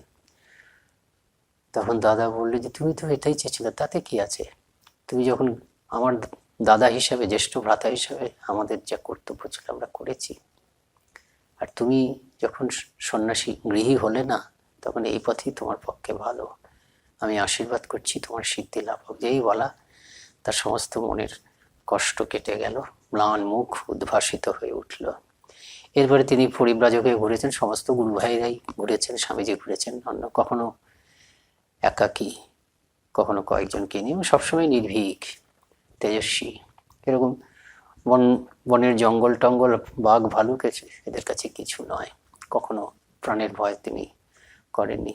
তো একবার এরকম ঘুরছেন পরিব্রাজক হয়ে, বোধহয় পশ্চিম ভারত না হিমালয়ে। আর তখন এইসব পরিব্রাজক সন্ন্যাসীদের পেছনে লাগতো পুলিশ, সন্দেহ করতো। তো এক গোয়েন্দা তাকে খুব বিরক্ত করছে, নানা প্রশ্ন করছে। এরকম কারণে তিনি খুব বিরক্ত হয়েছেন। তখন পুলিশ বলছেন আপনি, তখন সেই গোয়েন্দা বলছে আপনি পুলিশকে ভয় করেন না? তখন একেবারে তিনি এত খেপে গেছেন, একদম সিংহের মতন বলছেন, আমি যমকে পর্যন্ত ভয় পাই না, পুলিশ তো করছে। আর তখন পুলিশটি, ওই গোয়েন্দাটি বুঝেছে, তাকে বিরক্ত না করে চলে গেছে। তো এইরকম নানা জায়গায় ঘুরেছেন। 1893 সালে একবার ওই স্বামীজি যখন যাবেন বিদেশে, স্বামীজি বোম্বেতে গেছেন, ব্রহ্মানন্দ ঋষির সঙ্গে তিনি বোম্বে এলেন, স্বামীজির সঙ্গে দেখা হলো, খুব আনন্দ। তা সেদিনকে স্বামীজির শরীর খারাপ, কিন্তু কয়েকজন ভক্ত এসছেন, কয়েকজন গৃহস্থ মানুষ এসেছেন স্বামীজির কাছ থেকে কিছু, সন্ন্যাসীর কাছে কিছু সৎপ্রসঙ্গ, ধর্ম প্রসঙ্গ করতে। স্বামীজির শরীরটা খারাপ, তিনি বললেন, তুরীয়ানন্দজিকে বললেন তুই বলো। তুরীয়ানন্দজি খুব ত্যাগ বৈরাগ্যই তো তার স্বরূপ, কাজে খুব উচ্চ পর্যায়ের ত্যাগ বৈরাগ্যের কথা বললেন। তা যাই হোক, তারা তো চলে গেল। চলে যাওয়ার পরে স্বামীজি ওনাকে বলছেন, শোনো হরিভাই, গৃহীদের কাছে, ওরা গৃহস্থ, সবাই এক লাফে ওটা নিতে পারবে না, ধীরে ধীরে ওদের কাছে যদি তুমি এর উচ্চতম ত্যাগের কথা বলো যেগুলো আমাদের পক্ষে, তাহলে কিন্তু ওরা নিতে পারবে না, পালনও করতে পারবে না। তখন হরি মহারাজ বলছেন, আমি ভাবলাম যে আপনি আছেন, আপনি শুনবেন, আপনার কাছে কি কোনো আদর্শটাকে নিচে নামিয়ে বলা যায়? সেই জন্য আমি খুব বেশি করে ত্যাগ বৈরাগ্য আদর্শ বলেই গোলমালটা করে ফেলেছি। তা এখান থেকে তো স্বামীজি চলে গেলেন, এই হরি মহারাজের সূত্রে আমরা জেনেছি। স্বামীজির এই হৃদয়ের কথা হরি মহারাজজি বারবার ধরে বলতেন পরবর্তীকালে। বলছেন, হরি ভাই, আমি এখনো পর্যন্ত তোমাদের তথাকথিত ধর্মের কথা কিছু বুঝতে পারিনি, কিন্তু আমার হৃদয়টা বড় হয়ে গেছে, বিরাট বড় হয়ে গেছে। আমি সত্যি বলছি, এখন আমি মানুষের দুঃখ বোধ করতে পারি। সত্যি বলছি, আমার মানুষের দুঃখে তীব্র যন্ত্রণা বোধ আমার হৃদয়ে এখন জেগেছে। আমেরিকা যাওয়ার প্রাক মুহূর্তে, রওনা হওয়ার প্রাক মুহূর্তে, কাজেই এটাই হচ্ছে জেগেছে, মানে কি এই ধর্ম একদম সার্থক হয়ে উঠেছে। আর এখানেই তিনি বলেছিলেন হরি মহারাজজিকে, হরি ভাই, এই যে ধর্ম মহাসভাটা হচ্ছে, এটা আমার জন্য হচ্ছে, আমার মন তাই বলছে। এবং সত্যি সত্যি আমরা দেখছি এই 125, 26, 27 বছর হয়ে গেছে, 93 পরে, 27 বছর হয়ে গেছে। কিন্তু ধর্ম মহাসভাটা যেন বিবেকানন্দকে জগৎ সমক্ষে স্থাপিত করাই যেন ধর্ম সমাবেশের উদ্দেশ্য, এবং সেটাই হবে। তার কারণ হচ্ছে বিবেকানন্দের মধ্যে শ্রীরামকৃষ্ণ তো এসেছেন যুগাবতার, তো যুগাবতার শুধু ভারতবর্ষ বা বাংলাদেশের জন্য আসেননি, সারা পৃথিবীতে তার বাণী প্রচারিত। ওই যে স্বামী বিবেকানন্দ ওখানে গেলেন, এই শ্রীরামকৃষ্ণের সর্বধর্ম সমন্বয় দক্ষিণেশ্বর থেকে এই প্রথম সারা পৃথিবীর কাছে ছড়িয়ে পড়লো। এই যুগের আদর্শ তো এই সর্বধর্ম সমন্বয়, সকলকে একসঙ্গে নিয়ে চলার বাণী। এ না হলে এই বিশ্বায়িত পৃথিবী বাঁচতে পারবে না। আমরা কাছাকাছি চলে এসেছি। কাজেই সত্যি সত্যি এটা বলেছিলেন স্বামীজি, আমার জন্য হচ্ছে এটা ঠিক কথা। এরপরে স্বামীজি চলে গেলেন।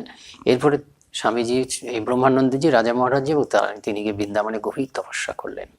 আর রাজা মহারাজজিকে এরা সকলেই আলাদা চোখে দেখতেন, ঠাকুরের মানুষপুত্র।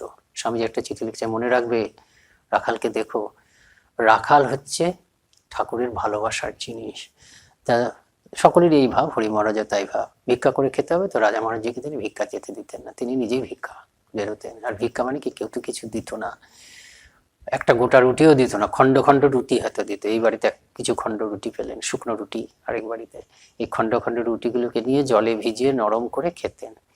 তা একদিন এরকম জলে ভিজিয়ে নরম করে রাজা মহারাজজিকে দিচ্ছেন, রাজা মহারাজজি খাচ্ছেন, আর ওই দেখে হরি মহারাজজি কেঁদে ফেলেছেন যে ঠাকুর তোমাকে কত ভালোবাসতেন, কত আদর করে ক্ষীর ননি সর তোমাকে খাওয়াতেন, আর আমি কঠিন খাবার, অখাদ্যই বলতে পারা যায়, শুকনো রুটি, সেটাকে জলে ঢুকিয়ে, বাসিও হয়তো হবে, সেটা জলে ভিজিয়ে নরম করে খাওয়াচ্ছি, এই আর কি। তা বৃন্দাবনে আছে, নিধুবনে যেতেন নিত্য মাঝে মাঝে রাধারানীর দর্শনের জন্য। একদিন দেখলেন তমাল বৃক্ষের ছায়ায় রাধারানীর আলুলায়িত বেনি। এরকম শুদ্ধ মন, সমস্ত দেবদেবীরা কৃপা করার জন্য ব্যাকুল। প্রথমে বুঝতে পারেননি, ভাবছেন যে ময়ূরেরই বোধহয় পুচ্ছ, তারপরে বুঝলেন যে স্বয়ং রাধারানী কৃপা করেছেন। এরকম অনেক অভিজ্ঞতা দু একটা বলছি। পরিব্রাজকে ঘুরছেন একাকী, একাকী ঘুরতে ঘুরতে মনের মধ্যে হঠাৎ একটা নিজের সম্বন্ধে হতাশা হলো। কি হতাশা? যে জগতে, তার মনের মধ্যেই হতাশা এলো যে জগতে সকলেই কোনো না কোনো কর্তব্য সম্পাদনে রত, শুধু আমি ভগবুরের মতো ব্যর্থ জীবন যাপন করছি, এরকম একটা মনে হলো। এই তো এই ভাবছেন, ভাবতে ভাবতে ক্লান্ত ছিলেন, তো শুয়ে পড়লেন। শুয়ে পড়েই ধ্যান করছেন।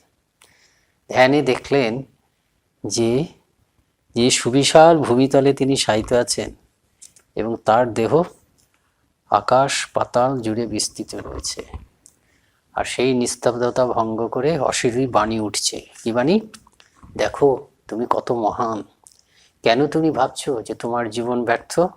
ওঠো, জাগো, পরম সত্য লাভ করো, যে সত্যের কণা মাত্র বিশ্বকে মুক্ত করতে পারে। এই সত্য তিনি তো লাভ করেছেন। আমরা আত্মজ্ঞানবাদে সবকিছু চাই, কিন্তু বলছি যদি আত্মজ্ঞান লাভ করি, এর থেকে দামি এবং শক্তিশালী জিনিস, তার কণা মাত্র বিশ্বকে মুক্ত করতে পারে। মহাপুরুষ মহারাজজি বলেছিলেন না, স্বামীজির এক ভক্ত এসে বলছে, স্বামীজি এত দেশকে ভালোবাসতেন, স্বাধীনতা সংগ্রাম, আপনারা যাচ্ছেন না, গান্ধীজি আন্দোলন করছেন, আপনারা যদি সাথে থাকতেন তাহলে কত, মানে ব্রিটিশ বোধহয় এই মুহূর্তেই। তখন তিনি বুঝিয়ে বললেন যে স্বামীজি আমাদের নিষেধ করেছেন রাজনীতিতে অংশগ্রহণ করতে। তারপর মহাপুরুষ মহারাজ বলছেন যে তুমি শুধু স্বামীজির কথা বলছো কেন, আমাদেরই কৃপা করে ঠাকুর যা শক্তি দিয়েছেন, আমরা জগৎটাকে ওলট পালট করে দিতে পারি, কিন্তু ঠাকুর সেটা চাচ্ছেন না, স্বামীজি সেটা চাচ্ছেন না। সেই জন্য আমরা সমস্ত শক্তিকে সংহত করে অন্যভাবে জগৎ কল্যাণ করছি। তো এই হচ্ছে সেই শক্তি, আত্মজ্ঞান। যে কেউ যদি আমি ব্রহ্মজ্ঞান লাভ করি, এক কণা শক্তি বিশ্বকে মুক্ত করে দিতে পারে। স্বামীজি এরকম কথা বলেছেন যে দেশ সেবা যদি করতে হয়, সমাজ সংস্কার করতে হয়, মানুষের ভুল হয়েছে, অনেক সমাজ সংস্কারকের ভুল হয়েছে। কেন হয়েছে? যে তারা কেউ ব্রহ্মজ্ঞান লাভ করেনি, সেই জন্য ভালো করতে গিয়ে ভুল করেছেন অনেক। কাজে প্রকৃত সমাজ সেবক যদি কাউকে হতে হয়, তাকে ব্রহ্মজ্ঞান লাভ করতে হবে, ফার্স্টে আত্মজ্ঞান লাভ করতে হবে। এই কারণে স্বামীজির কথা, স্বামীজি এক জায়গায় বলছেন, বলতে তো পারেন না, মানে বলতে পারতেন কিন্তু বলেননি। তিনি বিভিন্ন পূর্ববর্তী সমাজ সংস্কারকদের ভুল করে যে তারা ধর্মকে আঘাত করেছেন দেশটাকে ভালো করার জন্য, তারা ভুল করেছেন। তার কারণ কারা কেউ নিজের ধর্মকে পড়েননি, সকল ধর্মের প্রসূতি স্বরূপ যে হিন্দু ধর্ম বা বেদান্ত ধর্ম, তাকে থিওরিটিক্যালিও পড়েননি, এবং তাদের মধ্যে খুব অল্প সংখ্যক লোকই এই ধর্মকে নিয়ে সাধনা করেছেন। মানে তাদের মধ্যে খুব কম সংখ্যকই ধর্মটাকে থিওরিটিক্যালি জেনেছেন, তাত্ত্বিকভাবে জেনেছেন, এবং সেই তাত্ত্বিকভাবে যারা জেনেছেন তাদের মধ্যে খুব কম সংখ্যকই তারা সকল ধর্মকে প্রসূতিকে জানার জন্য সাধন ভজনের মধ্যে জেনেছেন। তারপর বলছি ঈশ্বরের কৃপায় আমি জেনেছি, অর্থাৎ তিনি ব্রহ্মজ্ঞান লাভ করেছেন। তা যাই হোক, এটা বললেন তুরীয়ানন্দজি, এভাবে সব অভিজ্ঞতা হচ্ছে। তারপরে এরকম আত্মজ্ঞান সবসময় তার মধ্যে ছিল। টিহরি গাওড়ালে তপস্যা করছেন, মানে উত্তরকাশীতে তপস্যা করছে, স্নান করতে যাচ্ছেন, গঙ্গা স্নান করতে গিয়ে দেখেন যে রাস্তার ধারে বাঘ একটা মৃতদেহ খাচ্ছে। থমকে গেলেন, যাবেন কি যাবেন না, সংস্কার বসে সঙ্গে সঙ্গে বললেন, আমি তো আত্মা, আমার তো দেহ নেই, আমার তো মৃত্যু নেই, আমি তো দেহ নেই, আমার তো মৃত্যু নেই, আবার স্নান করতে চলে গেলেন। তারপর টিহরি গাড়োয়ালে তপস্যা করছেন একটা কুঠিয়ার মধ্যে, সেই কুঠিয়ার তো দেয়াল টেয়াল কিচ্ছু নেই। এমন সময় খবর এলো যে ওই গ্রামে বাঘ এসছে, বাঘ ঢুকে পড়েছে, সবাই হই হই করছে। তখন তিনি কি করলেন, দরজা ভাঙা, জানলা ভাঙা, সেখানে একটু ইট সাজালেন। ইট সাজাতে বলে, আরে আমি তো আত্মা, আমার তো মৃত্যু নেই, আমি কেন করছি, সঙ্গে সঙ্গে ইটগুলো সরিয়ে ফেলে দিলেন। তো এরকম আত্মজ্ঞান। তারপরে তো স্বামীজি ভারতে ফিরলেন, সব তুলপাক করে। তুরীয়ানন্দ কিছুদিন ফেরার পরে স্বামীজি খুব ক্লান্ত ছিলেন, দার্জিলিংয়ে গেলেন, তুরীয়ানন্দজিকেও নিয়ে গেলেন সেইখানে। এগুলো আমরা তুরীয়ানন্দজি, স্বামীজির মাথায় সারাক্ষণ ঘুরছে যে সন্ন্যাসী সম্প্রদায় হবে, অর্ডার হবে, রামকৃষ্ণ মিশন হবে, কিন্তু একটা নতুন ধরনের সন্ন্যাসী সম্প্রদায়। ঠাকুর বলে গেছেন এই হবে, একটা নতুন ধরনের রূপ দিতে হবে, তাকে কংক্রিট বাস্তব রূপ দেবেন স্বামীজি। এই ভবিষ্যৎ সঙ্গে কী হবে সেটা দুজন মাত্র বুঝতে পেরেছিলেন, স্বামীজি এবং সিসিমা। সিসিমা হয়তো নিজেই বুঝতে পেরেছেন স্বামীজিকে ঠাকুর বলে গেছিলেন, কিন্তু তার বাস্তব রূপটা দিতে হবে, ভাবটা দিয়ে গেছিলেন, বাস্তব রূপ স্বামীজির মাথায় সব সময় ঘুরছে কি করা যায়। তা ওই দার্জিলিংয়ে তুরীয়ানন্দজিকে বলেছিলেন, পরবর্তীকালে আমরা চিনেছি। স্বামীজি বলছেন, I shall revolutionize the monastic idols in India. এটা বিপ্লব এনে দেবো, সনাতন আদর্শ একই থাকবে, সন্ন্যাসের সম্পূর্ণ ত্যাগ, ভগবানের জন্য সর্বস্ব ত্যাগ। আবার সেই সন্ন্যাসী সম্প্রদায়ের একটা জগৎ কল্যাণকর দিক থাকবে, এই সন্ন্যাসী সম্প্রদায় সমাজে থাকবে। সেই সন্ন্যাসী সম্প্রদায় তাদের জীবনযাপনের মাধ্যমে ব্রহ্মজ্ঞান লাভ করবে, কিন্তু তাদের জীবনযাপনের এমন একটা ধারা থাকবে যে তার প্রভাবের ফলে কি হবে, জগতের কল্যাণও নিত্য হতে হবে। স্বামীজি বলেছেন, এমন একটা যন্ত্র, মেশিনারি করে যাব আমি, যেটা পৃথিবীতে সর্বত্র প্রত্যেকটা মানুষের দ্বারে দ্বারে মহান মহান চিন্তাকেই শুধু বহন করবে। তাই এই বলেছিলেন যে আমি বিপ্লবে না, একটা বৈপ্লবিক একটা নতুন ধরনের সঙ্গ, একটা বিপ্লব, মনাস্টিক ভারতের সনাতন সন্ন্যাসের আদর্শে একটা বিপ্লব আনবো। তারপর স্বামীজি দ্বিতীয়বার বিদেশে গেলেন 1899 স্বামীজি একেও নিয়ে গেলেন। স্বামীজি বললেন যে আমি কি খেটে খেটে মরে যাব, তোমরা কেউ করবে না। হরি মহারাজ এই আকুতি, স্বামীজিকে এত ভালোবাসেন, স্বামীজি তাদের এত ভালোবাসেন, ছাড়তে পারলেন না, নিয়ে গেলেন। সঙ্গে গেলেন নিবেদিতা। তা নিবেদিতাকে হরি মহারাজজি জিজ্ঞেস করেছিলেন, তুরীয়ানন্দজি বিদেশে পাশ্চাত্য সমাজে কিভাবে চলবো। তো নিবেদিতা একটা খুব উত্তর দিয়েছিলেন, একটা ছুরি দিয়ে, যে আপনি সবসময় যেটা আর কি আনপ্লেজেন্ট সেটাকে নিজের দিকে রাখবেন। ছুরি যদি কাউকে দিতে হয়, আনপ্লেজেন্ট যেটা মানে তার ওই তীক্ষ্ণ দিকটা যেটাতে কাটা যায়, সেই অংশটা নিজের দিকে, আর মাটির অংশটা অন্যদিকে। অর্থাৎ সমস্ত আনপ্লেজেন্ট জিনিস, অপ্রিয় জিনিস নিজের মধ্যে রেখে আপনাকে দিয়ে যেতে, অর্থাৎ স্যাক্রিফাইস, সার্ভিস, এটাই হচ্ছে সফল হওয়ার মূল মন্ত্র। তারপর স্বামীজি তো গেলেন ওখানে। তো প্রথমে তারা উঠলেন ওই রিজলি ম্যানারে উঠলেন, কিন্তু কিছুদিন পরে স্বামীজি বললেন, আমার কাছে আর পয়সা নেই, আমি আর তোমার ভাড়া নিতে পারছি না। এগুলো হচ্ছে ছল নয়, বাস্তবিকই, কিন্তু ওইভাবেই স্বামীজিদেরকে তৈরি করেছেন।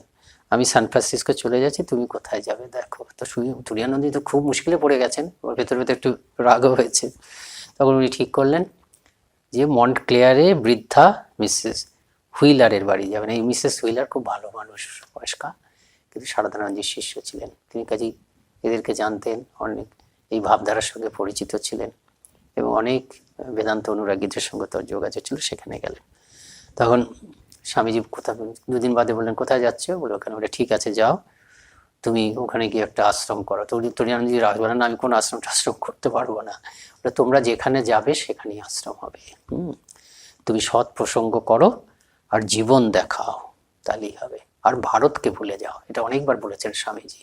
যে বারবার ধরে বলছে কোনো দেশে গেলে ওখানে গেছেন তো ভারতকে ভুলে এরাই আমার সকলের জন্য এসছেন, কাজে বেদান্ত এদের জন্য।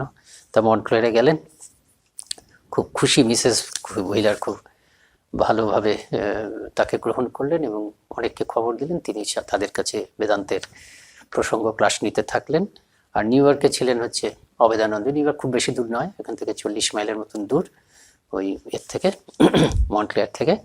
তা মাঝে মাঝে গিয়ে অবেদানন্দী তখন ছিলেন, তিনি শনি রবিবার গিয়ে ওখানেও অবেদানন্দীকে সাহায্য করতেন। এবং ধীরে ধীরে ধীরে ধীরে অবেদানন্দী যখন ওখান থেকে চলে গেলেন নিউ ইয়র্ক থেকে, তিনি নিউ ইয়র্কের দায়িত্ব নিলেন এবং খুবই জনপ্রিয় হলেন। তার অন্তর্মুখ জীবন, সাধু ভাব, মৃদু কথা এবং অনুভূতির গভীর থেকে তিনি সেসব পাঠ করতেন, সেগুলো সবাইকে খুব মুগ্ধ করত। পড়াতে পড়াতে মাঝে মাঝে যেন ধ্যানস্থ হয়ে যাচ্ছেন, হরি ওং তৎস, শিব শিব, শিব শিব, এগুলো ইয়ে করতেন। আর প্রশ্ন থাকতো, প্রশ্নের যখন উত্তর থাকতো, উত্তর দিতেন, তিনি যেন দূরের দিকে তাকিয়ে থেকে উত্তর দিচ্ছেন, একেবারে গভীর অন্যদিকে দূরের দিকে তাকিয়ে থেমে থেমে উত্তর দিচ্ছেন। তাকে একজন জিজ্ঞেস করেছিল যে আপনি যে উত্তর দেন কিভাবে দেন?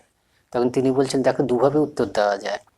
একটা হচ্ছে উত্তর দিচ্ছি মনে করে, আরেকটা হচ্ছে যদি ভেতর থেকেই উত্তর ওঠে। তা আমি যে উত্তর দিই, মা কৃপা করে আমাকে আমার ভেতরে উত্তর জাগিয়ে দেন, আমার ভেতর থেকে উত্তর ওঠে।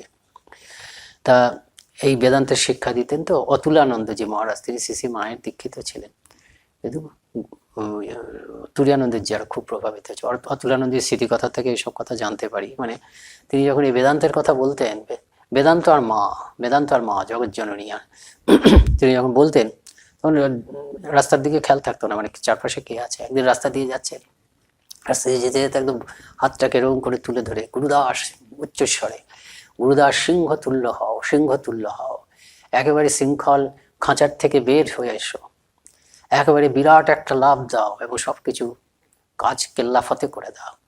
নির্গচ্ছতি জগৎ জালাত পিঞ্জরাদিব কেশরী, স্বামীজি বলছেন না, এই জগৎ জাল থেকে এই একদম লাভ দিয়ে বেরিয়ে পড়ো, যেভাবে একটা কেশরী মানে সিংহকে খাঁচা মুক্ত করলে সে যেমন লাভ দেয়। তাই এরকম বলছে। সবাই চারপাশে রাস্তা দিয়ে যারা আসছে তারা তো বুঝছে না, হাসছে, কিন্তু তার কোনো দিকে ভ্রুক্ষেপ নেই। তো স্বামীজি তো আমেরিকার পশ্চিম অঞ্চলে সান ফ্রান্সিসকোতে বেদান্ত সোসাইটি প্রতিষ্ঠা করলেন। ভারতে ফিরে আসবেন। ভারতে ফিরে আসার আগে তিনি কি বললেন? I have lecture to you on Vedanta. আমি তোমাদের বেদান্ত সম্বন্ধে রেখেছি, এবার তুরীয়ানন্দ এখানে আসবে। In Turiyananda you'll see Vedanta personified. তার মধ্যে দেখবে বেদান্ত যেন রূপ নিয়েছে। এমনভাবে বলছেন যেন স্বামীজি যেন বেদান্তের প্রতিমূর্তি নন। He lives it every moment of his life. তার প্রতিটা মুহূর্তে, জীবনের প্রতিটা মুহূর্তই বেদান্ত। He is the ideal Hindu monk. তিনি হচ্ছেন আদর্শ হিন্দু। তো এরকম বললেন। তা এই বলে তিনি চলে আসতেন, তুরীয়ানন্দজি আসবেন। তা স্বামীজি নিউ ইয়র্কে চলে গেলেন। আর এর মধ্যে আবার কি হলো, স্বামীজির একজন শিষ্যা মিস মিনি সি বুক, তিনি 160 একর জমি দিলেন নর্দার্ন ক্যালিফোর্নিয়ার সান আন্তন উপত্যকায়। তো সেখানে স্বামীজি বললেন, এটাও তোমার দায়িত্ব নিতে হবে, এটাই মায়ের ইচ্ছা। তবে তুরীয়ানন্দজি হেসে বললেন, মায়ের ইচ্ছা না তোমার ইচ্ছা? মা এটা না, সত্যি বলছি, স্বামীজি বললেন, সত্যি বলছি, মায়ের ইচ্ছা। তুমি বিশ্বাস করো, যেভাবে আমি তোমার কথা শুনছি, তুমি আমার কথা শুনছো, মায়ের ইচ্ছা, মায়ের বাণীও এইভাবে শোনা যায়। এমন আন্তরিকভাবে বললেন, তুরীয়ানন্দজি অবাক হয়ে গেলেন। পরবর্তীকালে তুরীয়ানন্দজিকেও আমরা দেখছি যে জগৎ জননীর সঙ্গে তিনি কথা বলছেন। তা 4 জুলাই 1900 তারিখে, ঠিক স্বামীজির দেহত্যাগ 2 বছর আগে, তুরীয়ানন্দজি আর স্বামীজি আর ওই মিস বুক, যিনি ওই সান আন্তন উপত্যকায় 160 একর জমি দিয়ে, যেখানে শান্তি আশ্রম তৈরি হবে, খুব কষ্ট করে শান্তি আশ্রম তৈরি করবে, তার 3 জনে মিলে নিউ ইয়র্ক থেকে রওনা হলেন। এই 2 গুরু ভাইয়ের শেষ দেখা। তা স্বামীজি ডেট্রয়েটে নেমে গেলেন। নেমে যাওয়ার আগে তুরীয়ানন্দজি জিজ্ঞেস করলেন যে আমাকে কিছু উপদেশ দাও। তা স্বামীজি কি বললেন? Go and establish the ashram in California. যাও, ক্যালিফোর্নিয়া থেকে আশ্রমটা প্রতিষ্ঠা করো। Hoist the flag of Vedanta there. সেখানে বেদান্তের পতাকা উত্তোলন করো। From this moment forget even the memory of India. একদম ভারতবর্ষের স্মৃতিটাও ভুলে যাও। Mother will do the rest. দেখুন, বেদান্ত এই তুরীয়ানন্দজিরও তাই, স্বামীজিরও তাই, একই সঙ্গে ব্রহ্ম আর ব্রহ্মশক্তি। মা হচ্ছেন ব্রহ্মশক্তি, mother will do the rest. মা জানেন, জগৎ জননী জানেন। তা সান ফ্রান্সিসকো গেলেন, স্বামীজি তো নেমে গেলেন। সান ফ্রান্সিসকো ভক্তরা বললেন, স্বামীজি আমাদের কাছে আপনার কথা বলেছেন। কি বলেছেন? I will send you a real Hindu monk who lives what I speak. আমি এমনই একজন প্রকৃত হিন্দু সন্ন্যাসীকে পাঠাবো, আমি যা বলে গেলাম তোমাদের কাছে, দেখবি যে সেই প্রতিটি জীবন দিয়ে সেটা আচরণ করছেন। তুরীয়ানন্দজি অত্যন্ত বিনয়ের সঙ্গে বললেন, আই এম এ রোবট। এই দাঁড় টানা নৌকোর মতন ছোট নৌকো আমি। Swamiji was an Atlantic liner, বিরাট একটি জাহাজ, বিরাট। তিনি হাজার হাজার লোককে পার করতে পারেন, আমি একটা ছোট নৌকো, আমি মাত্র 2-3 জনকে পার করতে পারি। এই বললেন। কিন্তু দুজনেই অসাধারণ, অবশ্যই স্বামীজি অত্যন্ত অসাধারণ। তা এরকম সব নানা রকম আশ্রমের কি হতো, তিনি সকাল থেকে তিনি আশ্রমটা চালাতেন। তা কিছুদিন থাকলেন সান ফ্রান্সিসকো, লস অ্যাঞ্জেলেস। তারপরে তিনি ওই সান আন্তোন উপত্যকায় গেলেন, গিয়ে দেখলেন বিরাট জমি, 160 একর, মানে হচ্ছে প্রায় 485 বিঘা জমি। আর সেখানে কোনো কিছু নেই, একদম বন্ধুর, উঁচু নিচু, জল নেই, খাওয়া নেই। তো প্রথমে হতাশ হলেন, তা তোমরা কোথায় আমার কাছে আনলে? একটি শিষ্য, কয়েকজন 10-12 জন ছাত্রছাত্রীদের নিয়ে গেছে। একটি শিষ্যা, সে বললেন, মহারাজ আপনি যে এত মায়ের কথা বললেন, আপনি কি মায়ের উপরে ভরসা হারালেন? তুরীয়ানন্দজি মুগ্ধ হলেন, তোমার এত বিশ্বাস, তোমার নাম আমি আজকের থেকে রাখলাম শ্রদ্ধা। তাহলে সত্যি সত্যি এভাবে কঠোরভাবে তৈরি করলেন। তাঁবু খাটানো হলো, তাঁবু থাকার, তার মাটির উপরে কাঠের পাতা করে থাকার ব্যবস্থা হলো। তাই এখানে তুরীয়ানন্দজি, তারা সব আশ্রম তৈরি করছে, কাঠ দিয়ে করছে, এবং তুরীয়ানন্দজিও ওই আশ্রম তৈরি করছেন, কাঠ কেটে ইত্যাদি করতে করতে করতে একদিন নাকে আঘাত পেলেন, রক্ত পড়তে শুরু করলো। তিনি মজা করে বললেন, আমায় ভালো, I have to be better carpenter, হ্যাঁ, আমাকে ভালো কাঠুরিয়া হতে হবে, এর থেকে ভালো। এইভাবে ধীরে ধীরে ধীরে ধীরে আশ্রম হলো, বাইরের থেকে কিছুই নয়। কিন্তু আসলে একদম আশ্রমিক পরিবেশে, ঠিক যেমন স্বামীজি, সেখানে তো থাকার জায়গা ছিল ওই 1000 লাইনের পার্কে, সেরকম রুটিন প্রতিদিনের ইয়েতে। প্রত্যুষে স্নানান্তে, শীতকালে অগ্নি প্রজ্বলিত করে গৃহমধ্যে, সকালবেলায় স্নান করতেন। শীতকাল হলে ঘরের মধ্যে আগুন লাগিয়ে, এবং গ্রীষ্মকাল হলে বৃক্ষতলে ধ্যান চলতো। ধ্যানের পূর্বে সংস্কৃত পাঠ ও ব্যাখ্যা হতো। 1 ঘন্টা ধ্যানের পরে সবাই গৃহকার্য এবং রন্ধনাদিতে ব্যস্ত হতো, সবাই নিজের কাজ নিজে করছে। 8টার সময় ব্রেকফাস্ট, তারপরে আবার কাজ, আশ্রমের কাজ। তারপরে 10টা থেকে 11টায় রাজযোগ বা গীতা টিতা এসব পাঠ হতো। তারপরে আবার 1 ঘন্টা ধ্যান হতো। তারপরে 1টার সময় মধ্যাহ্ন ভোজন, সন্ধ্যে 7টার সময় সান্ধ্য ভোজন, সান্ধ্য ভোজনের পর সান্ধ্য ধ্যান। তারপরে মাতৃভাবে মাতোয়ারা হরি মহারাজ সব সময় মায়ের কথা বলতেন। কেউ কেউ জাগতিক আলোচনা করবে এটা পছন্দ হতো না, সবাই আলাদা জায়গায় আছে। তো যেই দেখতেন যে যেই কেউ হয়তো সাংসারিক কথা মানে ভগবান ছাড়া অন্য কোনো প্রসঙ্গ করছেন, তখনই তারা কানে শুনতো। উনি যখনই ঘুরে বেড়াতেন, ওর মুখ থেকে হরি ওম এই করতে করতে তিনি ঘুরতেন সব জায়গায়, সবসময় মুখে হরি ওম। তখন দেখতেন যে হরি ওম শব্দটা ভেসে আসছে, কোনো এরা হয়তো অন্য কিছু আলোচনা করছে, হরি ওম শব্দটা কাছে চলে আসছে, অর্থাৎ সঙ্গে সঙ্গে তারা বুঝতেন যে ভগবত প্রসঙ্গ ভুলে গিয়ে অন্য প্রসঙ্গ করছেন। আবার তারা ভগবত প্রসঙ্গ, শাস্ত্রপাঠ অথবা ধ্যান জপাতি করতে শুরু করতেন। এবং তিনি কি বলতেন, আশ্রমে কেবল মায়ের কথা, মায়ের চিন্তায় চলতে থাকুন। তা এরকম তো কত রকম অভিজ্ঞতা। একদিন ধ্যান করছেন, ধ্যান করতে করতে একটা সাংঘাতিক পোকা কামড়ে দিল। তিনি অবিচলিত, তিনি ধ্যানই করে যাচ্ছেন। কিন্তু পরে দেখা গেল যে একেবারে সারা হাত, শরীর ধীরে ধীরে সেই পোকার বিষ, অত্যন্ত বিষাক্ত পোকা ছড়িয়ে পড়ছে। কি হবে, অনেক দূর, লোকালয় থেকে দূর। কিন্তু এমনই মায়ের কৃপা যে বেদান্তের আকর্ষণে 40 মাইল পথব্রজে এক ভদ্রলোক এসে হাজির হলেন শান্তি আশ্রম। এটাই শান্তি আশ্রম। এবং কি অদ্ভুত ব্যাপার, তিনি কিছু ওষুধও সঙ্গে এনেছেন, এবং সেই ওষুধগুলো কাজে লেগে গেল এবং তিনি সুস্থ হয়ে উঠলেন। তারপরে র্যাটল স্নেক, ওখানে তো সবাই অহিংস এবং নিরামিষাশী ছিলেন। র্যাটল স্নেক খুব বিষাক্ত সাপ, সে এসে যারা যখন পাটটাট করছে সেখানে এসে হাজির একদিন র্যাটল স্নেক। কিন্তু সবাই তো অহিংস, তারা কি করলেন, র্যাটল স্নেক মারাত্মক, একে মেরেই ফেলে সবাই দেখলেই, কিন্তু তারা কেউ মারলেন না, কোনো রকমের দড়ি দিয়ে বেঁধে ফেলে দিলেন। আমার পরের দিন দেখা গেল সে র্যাটল স্নেক আবার এসে হাজির হয়েছে। এসব ঘটনা সব অদ্ভুত। তারপরে একদিন তুরীয়ানন্দজি এই ভগবত প্রসঙ্গ করতে করতে এদের সামনে একটা সুসমাচার দিলেন। কি সুসমাচার? যে ঠাকুর বলতেন যে আমার আরো অনেক ভক্ত আছে যারা অন্য দেশে থাকে, অন্য ভাষা কথা বলে, অন্য ধরনের তাদের জীবনযাত্রা, কিন্তু তারাও সব পরম ভক্ত আমার। তারপরে বললেন আমাকে মা দেখিয়ে দিয়েছেন, বলে দিয়েছেন যে তোমরাই সেই ভক্ত। সবাই একদম স্তম্ভিত, উজ্জীবিত। আর এরকম মানুষ বলছেন, তিনি তো মায়ের কাছ থেকে শুনে এসে বলছেন সবাই খুব উজ্জীবিত, স্তম্ভিত, স্তব্ধ। একটি মেয়ে বলছে, কিন্তু আমার মতন এত অযোগ্যা একটি মেয়ে মায়ের চিহ্নিত, ঠাকুরের শ্রীরামকৃষ্ণের চিহ্নিত, আমি ভাবতেই পারছি না, আমি তো যোগ্য নেই। তুরীয়ানন্দজি অত্যন্ত উদ্দীপ্ত ভাবে বললেন, কে যোগ্য? ভগবান যোগ্যতা বিচার করেন না। তবে সত্যি সত্যি দেখা গেল যে সবাই যে যোগ্য, ওই যে মেয়েটি ছিল, কিছুদিন পরে তার হঠাৎ কিছু শরীর খারাপ বা কিছু হয়ে মৃত্যু হলো। কিন্তু মৃত্যুর আগে সে শ্রীরামকৃষ্ণ নাম করতে করতে দেহত্যাগ করলো। এরকম ছোট ছোট ঘটনা।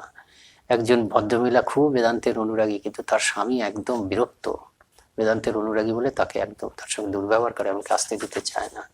তুরীয়ানন্দজিকে সে বললেন যে স্বামী চায় না আমি বেদান্তের চর্চা করি। তুরীয়ানন্দজি বললেন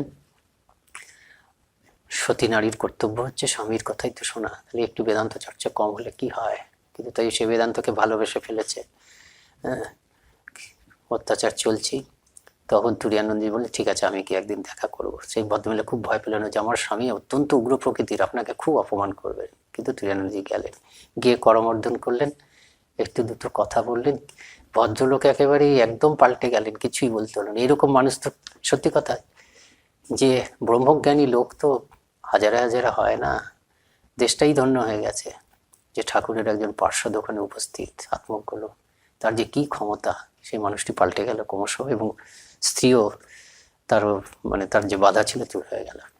এর মধ্যে সব সুন্দরভাবে চলছে, স্বামীজিকে দেখার জন্য ব্যাকুল। ডাক্তারও বলছেন শরীরটা একটু খারাপ হয়ে গেছে, ভারতবর্ষ থেকে ঘুরে আসুন একটু। স্বামীজিকে চিঠি লিখলেন, কিন্তু উত্তর আসছে না। অনুমতি চেয়ে লিখেছিলেন, খুব ব্যাকুল, না স্বামীজিকে দেখতে হবে। এর মধ্যে জগৎজননী দেখা দিলেন, দেখা দিয়ে বললেন না যাস না, গেলে ক্ষতি হবে, থাকলে অনেক কিছু হবে, অনেক ভক্ত হবে। না আমি স্বামীজিকে দেখবো। মা রাগ করলেন, তার সাথে বললেন না, মা অসন্তুষ্ট হয়েছেন যদিও, কিন্তু যা সিদ্ধান্ত করেছি যাব। আসলে এরা তো সব পেয়ে গেছেন, তো ঘরের মাকে যেমন আমরা মাঝে মাঝে উপেক্ষা করি না, মা ডাকছে এই যাস না যাস না, আমরা চলে যাই। আমরা কি কখনো ভাবি যে মা আমাকে ছেড়ে দেবে? এদের কিছু পাওয়ার নেই, সবই পেয়ে গেছেন, মা তাদের হাতের লোক। হ্যাঁ, জানেন তিনি, বুঝতে পারছেন যে মা অসন্তুষ্ট হয়ে গেছেন, সবকিছু ভালো হবে না। কিন্তু স্বামীজিকে দেখার এত ব্যাকুলতা, তিনি রওনা হলেন। তিনি দেখা যাচ্ছে তিনি 2 বছর ছিলেন ওখানে, প্রায় 2 বছর ছিলেন। আর এই লস অ্যাঞ্জেলেসে তিনি ছিলেন। তিনি রওনা হলেন হচ্ছে শান্তি আশ্রম থেকে, রওনা হলেন যে মেয়ের শেষ দিকে, 1902 খ্রিস্টাব্দে মেয়ের শেষ দিক থেকে। আর আমেরিকা ছাড়লেন সান ফ্রান্সিসকো থেকে 6ই জুন। তার তিনি 2 বছর 9 মাস ছিলেন আমেরিকাতে, এবং তার মধ্যে 18 মাস তিনি ছিলেন শান্তি আশ্রমে। তা আসার আগে তিনি গুরুদাস মহারাজজিকে দায়িত্ব দিয়ে এলেন। তো গুরুদাস মহারাজকে তিনি কি বলেছিলেন? বলছেন যে depend on mother for everything, সব কিছুর জন্য মায়ের উপরে নির্ভর করবে। ট্রাস্ট ইন হার, মায়ের উপরে ভরসা করো, সি উইল গাইড ইউ, সেই তোমাকে পরিচালনা করবে। আর একটা জিনিস মনে রাখো, নেভার বস এনিওয়ান, কারোর উপরে ওরকম কর্তৃত্ব করো না। Look upon all alike, treat all alike, no favourites, hear all and be just, এরকম উপদেশ দিলেন। ফিরে এলেন, ফিরে আস্তে আস্তে হলো না, পথেই দেখলেন স্বামীজির শরীর চলে গেছে। এত আঘাত পেলেন যে ঠিক করলেন আর কর্মক্ষেত্রে যাবেন না। যা কিছু পাশ্চাত্য পোশাক টোশাক ছিল, দামি একটা ঘড়ি ছিল, সব সমুদ্রে চলে ফেলেলেন। মঠে এলেন, শারদানন্দজি মহারাজকে জড়িয়ে ধরে কাঁদলেন। কয়েক সপ্তাহ ছিলেন, তারপরে তপস্যায় চলে গেলেন। কিন্তু স্বামীজি জীবন্ত, স্বামীজির কথা বলে সকলকে প্রেরণা দিতেন। মুক্ত কণ্ঠে স্বামীজির কথা বলতেন। কি বলতেন? যে কেউ বুঝতে পারলো না যে কি মহাশক্তি ঠাকুর জগতের কল্যাণের জন্য এনেছিলেন। স্বামীজির কথা বলছেন যে জগতের চিন্তার স্রোতে একটা তোলপাড় ঘটিয়ে দিল। আর কি দুঃখ করতেন যে স্বামীজিকে চিনতে পারলাম না। স্বামীজিকে চিনতে পারলাম না। বলতে বলতে ভাগবতের গল্প করতেন, যে ভাগবতের একটা গল্প যে কৃষ্ণ কৃষ্ণ কৃষ্ণের বিরহে উদ্ধব এরা সব বিলাপ করছে, সেখানে গল্পটা আছে যে রাত্রিবেলায় পূর্ণিমার চাঁদ উঠেছে, আর একটা পুকুরের জলে পূর্ণিমার চাঁদের ছায়া পড়েছে, সেখানে মাছ আছে, মা মাছ আছে, আর মা মাছের বাচ্চারা আছে। বাচ্চারা তো বোঝে না, তারা ভাবছে ওই ছায়াটাকে ভাবছে যে তাদেরই মতন একটা মাছ, তাদেরই একটা খেলার সাথী, খুব খেলছে তাদের সঙ্গে, ছায়া ছায়া চাঁদের সঙ্গে। তো ভোরবেলায় যেই চাঁদ অস্ত গেছে, সেই ছোট ছোট মাছেরা মা মাছকে জিজ্ঞেস করছে আমাদের খেলার সাথী কোথায় গেল। মা মাছ তখন বুঝিয়ে দিচ্ছে যে তোমরা যাকে খেলার সাথী ভেবেছিলে সে কোনোদিনই পুকুরের বস্তু ছিল না, সে অনেক দূরের ওই আকাশের লোক। এই কথাটা বলে তুরীয়ানন্দজি বলতেন যে স্বামীজির সঙ্গে থেকেছি, খেয়ে কথা বলেছি, তর্ক করেছি, ভাবতাম স্বামীজি আমাদেরই মতন, শুধু জ্ঞান বুদ্ধি, বিদ্যা বুদ্ধি, আধ্যাত্মিকতা, বাচন শক্তি, পাণ্ডিত্যে আমাদের থেকে অনেকটা বড়। কিন্তু এখন বুঝছি যে স্বামীজি কোনোদিনই এই জগতের লোক ছিলেন না। কোথায় স্বামীজি আর কোথায় আমরা, এই কথা বলতেন। আর স্বামীজির হৃদয়ের কথা বলতেন তিনি দেখেছিলেন স্বামীজি একদিন আপন মনে কাঁদছেন, গান গাইছেন মীরাবাইয়ের একটা, দরদ না জানে কই ঘায়েল কি কাত ঘায়েল জানে আর না জানে কই, যে আমার ব্যথা কেউ বোঝে না, যে আঘাত পেয়েছে সেই বোঝে যে আঘাতপ্রাপ্ত লোকের দুঃখ আঘাতের যন্ত্রণা কত। তুরীয়ানন্দজি প্রথমে বুঝতে পারছিলেন না, তারপর বুঝলেন যে স্বামীজির এই কান্না তার নিজের জন্য নয়, সারা পৃথিবীর মানুষের দুঃখে স্বামীজি কাঁদছেন। তখন তুরীয়ানন্দজির কাছে যুবকরা যারা আসতো, সাধুরা বা অন্যরা, তার আগে তিনি এই কথাগুলো বলতেন। এটা যখন দেখেছি তখন আমার মনে হতো, তুরীয়ানন্দজি বলছেন যে বুদ্ধও কি এরকম কাঁদেননি। স্বামীজির সেই কান্না শুনে মনে হচ্ছিল যে স্বামীজির অন্তরটা যেন একটা বিরাট একটা কড়াই বা কটাহ, সেখানে তিনি একটা মলম তৈরি করার চেষ্টা করছেন, সর্বব্যাধি হর মলম, যে মলমের দ্বারা সারা পৃথিবীর সমস্ত মানুষের সমস্ত দুঃখ লোপ পেয়ে যাবে। তো এরকম তার অনুভবও হয়েছিল। যোগী পুরুষ তো, তিনি একবার ডেট্রয়েটে আসছেন, আর স্বামীজি আছেন ডেট্রয়েটে। তিনি বলছেন যে আমি অনুভব করলাম যে গোটা ডেট্রয়েট শহরের সমস্ত মানুষের মানসিক স্তরটা স্বামীজি যেন উঁচুতে উঠিয়ে রেখেছেন। সবাই স্বামীজির কাছে যাচ্ছেন না, কিন্তু সেই দিনটা সেই স্বামীজি আছেন বলে প্রত্যেকের মন উচ্চ লেভেলে আছেন। হয়তো কৃপণ যে সেও না বুঝে অনেক টাকার লোককে দিয়ে উপকার করেছেন, এটা আমি বলছি। তো এরকম স্বামীজিকে তিনি দেখেছেন। আর স্বামীজি হৃদয়ের গল্প তো করতেন, আর আর সাধুদেরকে বলতেন এই সঙ্গের ধারা চলবে হচ্ছে এই ক্রিড, ওই স্বামীজি যেমন বলে গেছেন এইটা মানতে হবে, কি ওই যে কাজী পুজো আর শিবজ্ঞানে জীবের সেবা। ঠাকুর তো বলে গেছেন 3 দিন যদি সে কেউ ব্যাকুলভাবে কাঁদে ভগবান লাভ করবে। তিনি বলছেন স্বামীজি আর ঠাকুরের এই সেবার কথা, 3 দিন যদি কেউ ঠিক ঠিক ভাব নিয়ে নারায়ণ জ্ঞানে মানুষের সেবা করতে পারে তার ভগবান লাভ হয়ে যাবে আর কি। এটা তিনি বলতেন। শেষ এটা যে দেহত্যাগটা হয়েছে, তো তিনি তখন কাশিতে ছিলেন, তার শরীরে খুব কার্বাঙ্কাল হতো, ডায়াবেটিস ছিল, এত পরিশ্রম এত ডায়াবেটিস, কোনোদিন তো সেটা চিকিৎসাও হয়নি ডায়াবেটিসে, তার জন্য কার্বাঙ্কাল, বড় বড় ফোড়া আমরা শুনেছি কার্বাঙ্কাল হতো। সেগুলো যখন অপারেশন করতো, যোগী পুরুষ তো, তিনি বলতেন যে ক্লোরোফর্ম দিতে হবে না, তিনি মনটাকে ওপরে তুলে নিতেন, আর ডাক্তার তার মধ্যে কাটাছাড়া করতো, কিছু হতো না। তো একদিন ডাক্তার ওরকম ব্যান্ডেজ খুলছে, ডাক্তার তো এই ব্যাপারটা জানে না, মনটা তুলে নিতে হবে, তুলে নেন বলে হয়। ডাক্তার খুলে দেখেন যে একটু আছে, তিনি তুরীয়ানন্দজি কিছু না বলেই ওরকম আবার ওটাকে কেটে দিতে গেছেন। করে উঠেছে, বলে সে কি মহারাজ, এত বড় বড় ইয়ে করলাম, অস্ত্রোপচার বা কাটাছাড়া করলাম, আপনি তো কিছু বলেন না আজকে। বলে তুমি তো আমাকে বলনি, মনটাকে দেহ থেকে তুলে নিই বলে কষ্ট হয় না, তুমি যদি একটু বলতে তাহলে তো হতো। তারপরে আবার বোধহয় মনটাকে তুলে নিলেন। তো এরকম যোগী পুরুষ ছিলেন। তা দেহত্যাগটা যখন হচ্ছে সেটা একটু পড়ি। এটা আমাদের কাছে ওই কাশিতে দেহত্যাগ হচ্ছে তার। তা বলছেন খুব দুর্বল, উঠতেও পারেন না। বলছেন আমার কৌপিন কমণ্ডলু কোথায়, সন্ন্যাসী তো আমি, সাধু, গাছতলায় থাকবো, ভিক্ষা করে খাবো, এখানে কি, এখন কোথায় আছি, এই বলছেন। আমায় কৌপিন পরিয়ে দাও, কমণ্ডলু দাও, আমি গাছতলায় থাকবো। আর মাঝে মাঝে ইচ্ছা হতো কি, শরীর এত দুর্বল কেউ ওটাকে অ্যালাউ করতো না, মাঝে মাঝে হতো কি আমাকে বসিয়ে দাও, আমি ধ্যান করব। কিন্তু ডাক্তার বলেছিল ওরকমভাবে বসায় ধ্যান করা সেটা মারাত্মক হবে। তবু বারবার ধরে আদেশ করছেন যে আমাকে বসিয়ে দাও, উপেক্ষা না করে ছেড়ে দাও, ছেড়ে দাও। উপেক্ষা না করতে পেরে কেউ সেই আদেশ পালনান্তে উপবিষ্ট দুর্বল শরীরকে ধরে রাখলে তুলে দেওয়া হলো। তারপর কেউ হাত দিতে এসছে, সেবা বলে না না ছেড়ে দাও, গায়ে হাত দিও না। তারপরে 1 সপ্তাহ আগে, দেহত্যাগের 1 সপ্তাহে বললেন আর 5-6 দিন খুব আনন্দ করে নাও। অখণ্ডানন্দজি তখন ওখানে ছিলেন, কাশিতে ছিলেন। আর শেষ দিনের আগের দিন পূর্বরাত্রের শেষে আবার বলে উঠলেন কাল শেষ দিন, কাল শেষ দিন। তারপরে শেষ দিন এলো, সকালবেলা অখণ্ডানন্দজির সঙ্গে যথারীতি সদালাপ করলেন।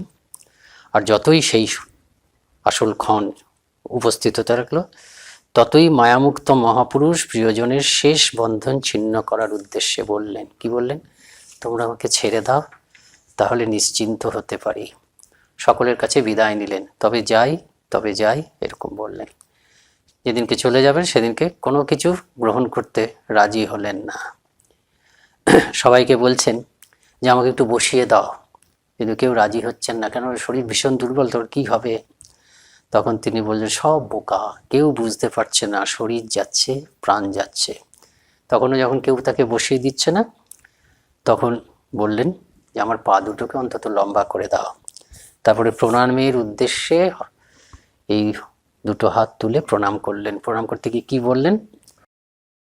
জয় গুরুদেব, জয় গুরুদেব, জয় রামকৃষ্ণ, জয় রামকৃষ্ণ। বলো বলো, তিনি সত্যস্বরূপ, জ্ঞানস্বরূপ। স্বামী অখণ্ডানন্দজি উপনিষদের বাণী উল্লেখ করলেন, সত্যম জ্ঞানম অনন্তম ব্রহ্মম। উনিও সেটা উচ্চারণ করলেন। তারপরে কি বললেন? এটাকে আমরা বারবার বলি যে ঠাকুরজি বলেছেন জ্ঞানের পরে ব্রহ্ম, তিনি তাতে প্রতিষ্ঠিত হয়েছিলেন, এটা তার প্রমাণ। তিনি সত্যম জ্ঞানম অনন্তম ব্রহ্ম বলে বলছেন ব্রহ্ম সত্য, জগৎ সত্য। এটা হচ্ছে সব সত্য, সত্যে প্রাণ প্রতিষ্ঠিত। এই বলে ব্রাক নিরুদ্ধ হলো এবং তিনি দেহত্যাগ করলেন। এই তারিখটা হচ্ছে 21শে জুলাই, শুক্রবার, সন্ধ্যা 6:45। পরের দিন মণিকর্ণিকায় সলিল সমাধি দেওয়া হলো। জয় ঠাকুর, জয় মা, জয় স্বামীজি, জয় তাদের অন্যতম পার্ষদ পূজ্যপাদ তুরীয়ানন্দজি। প্রণাম প্রণাম।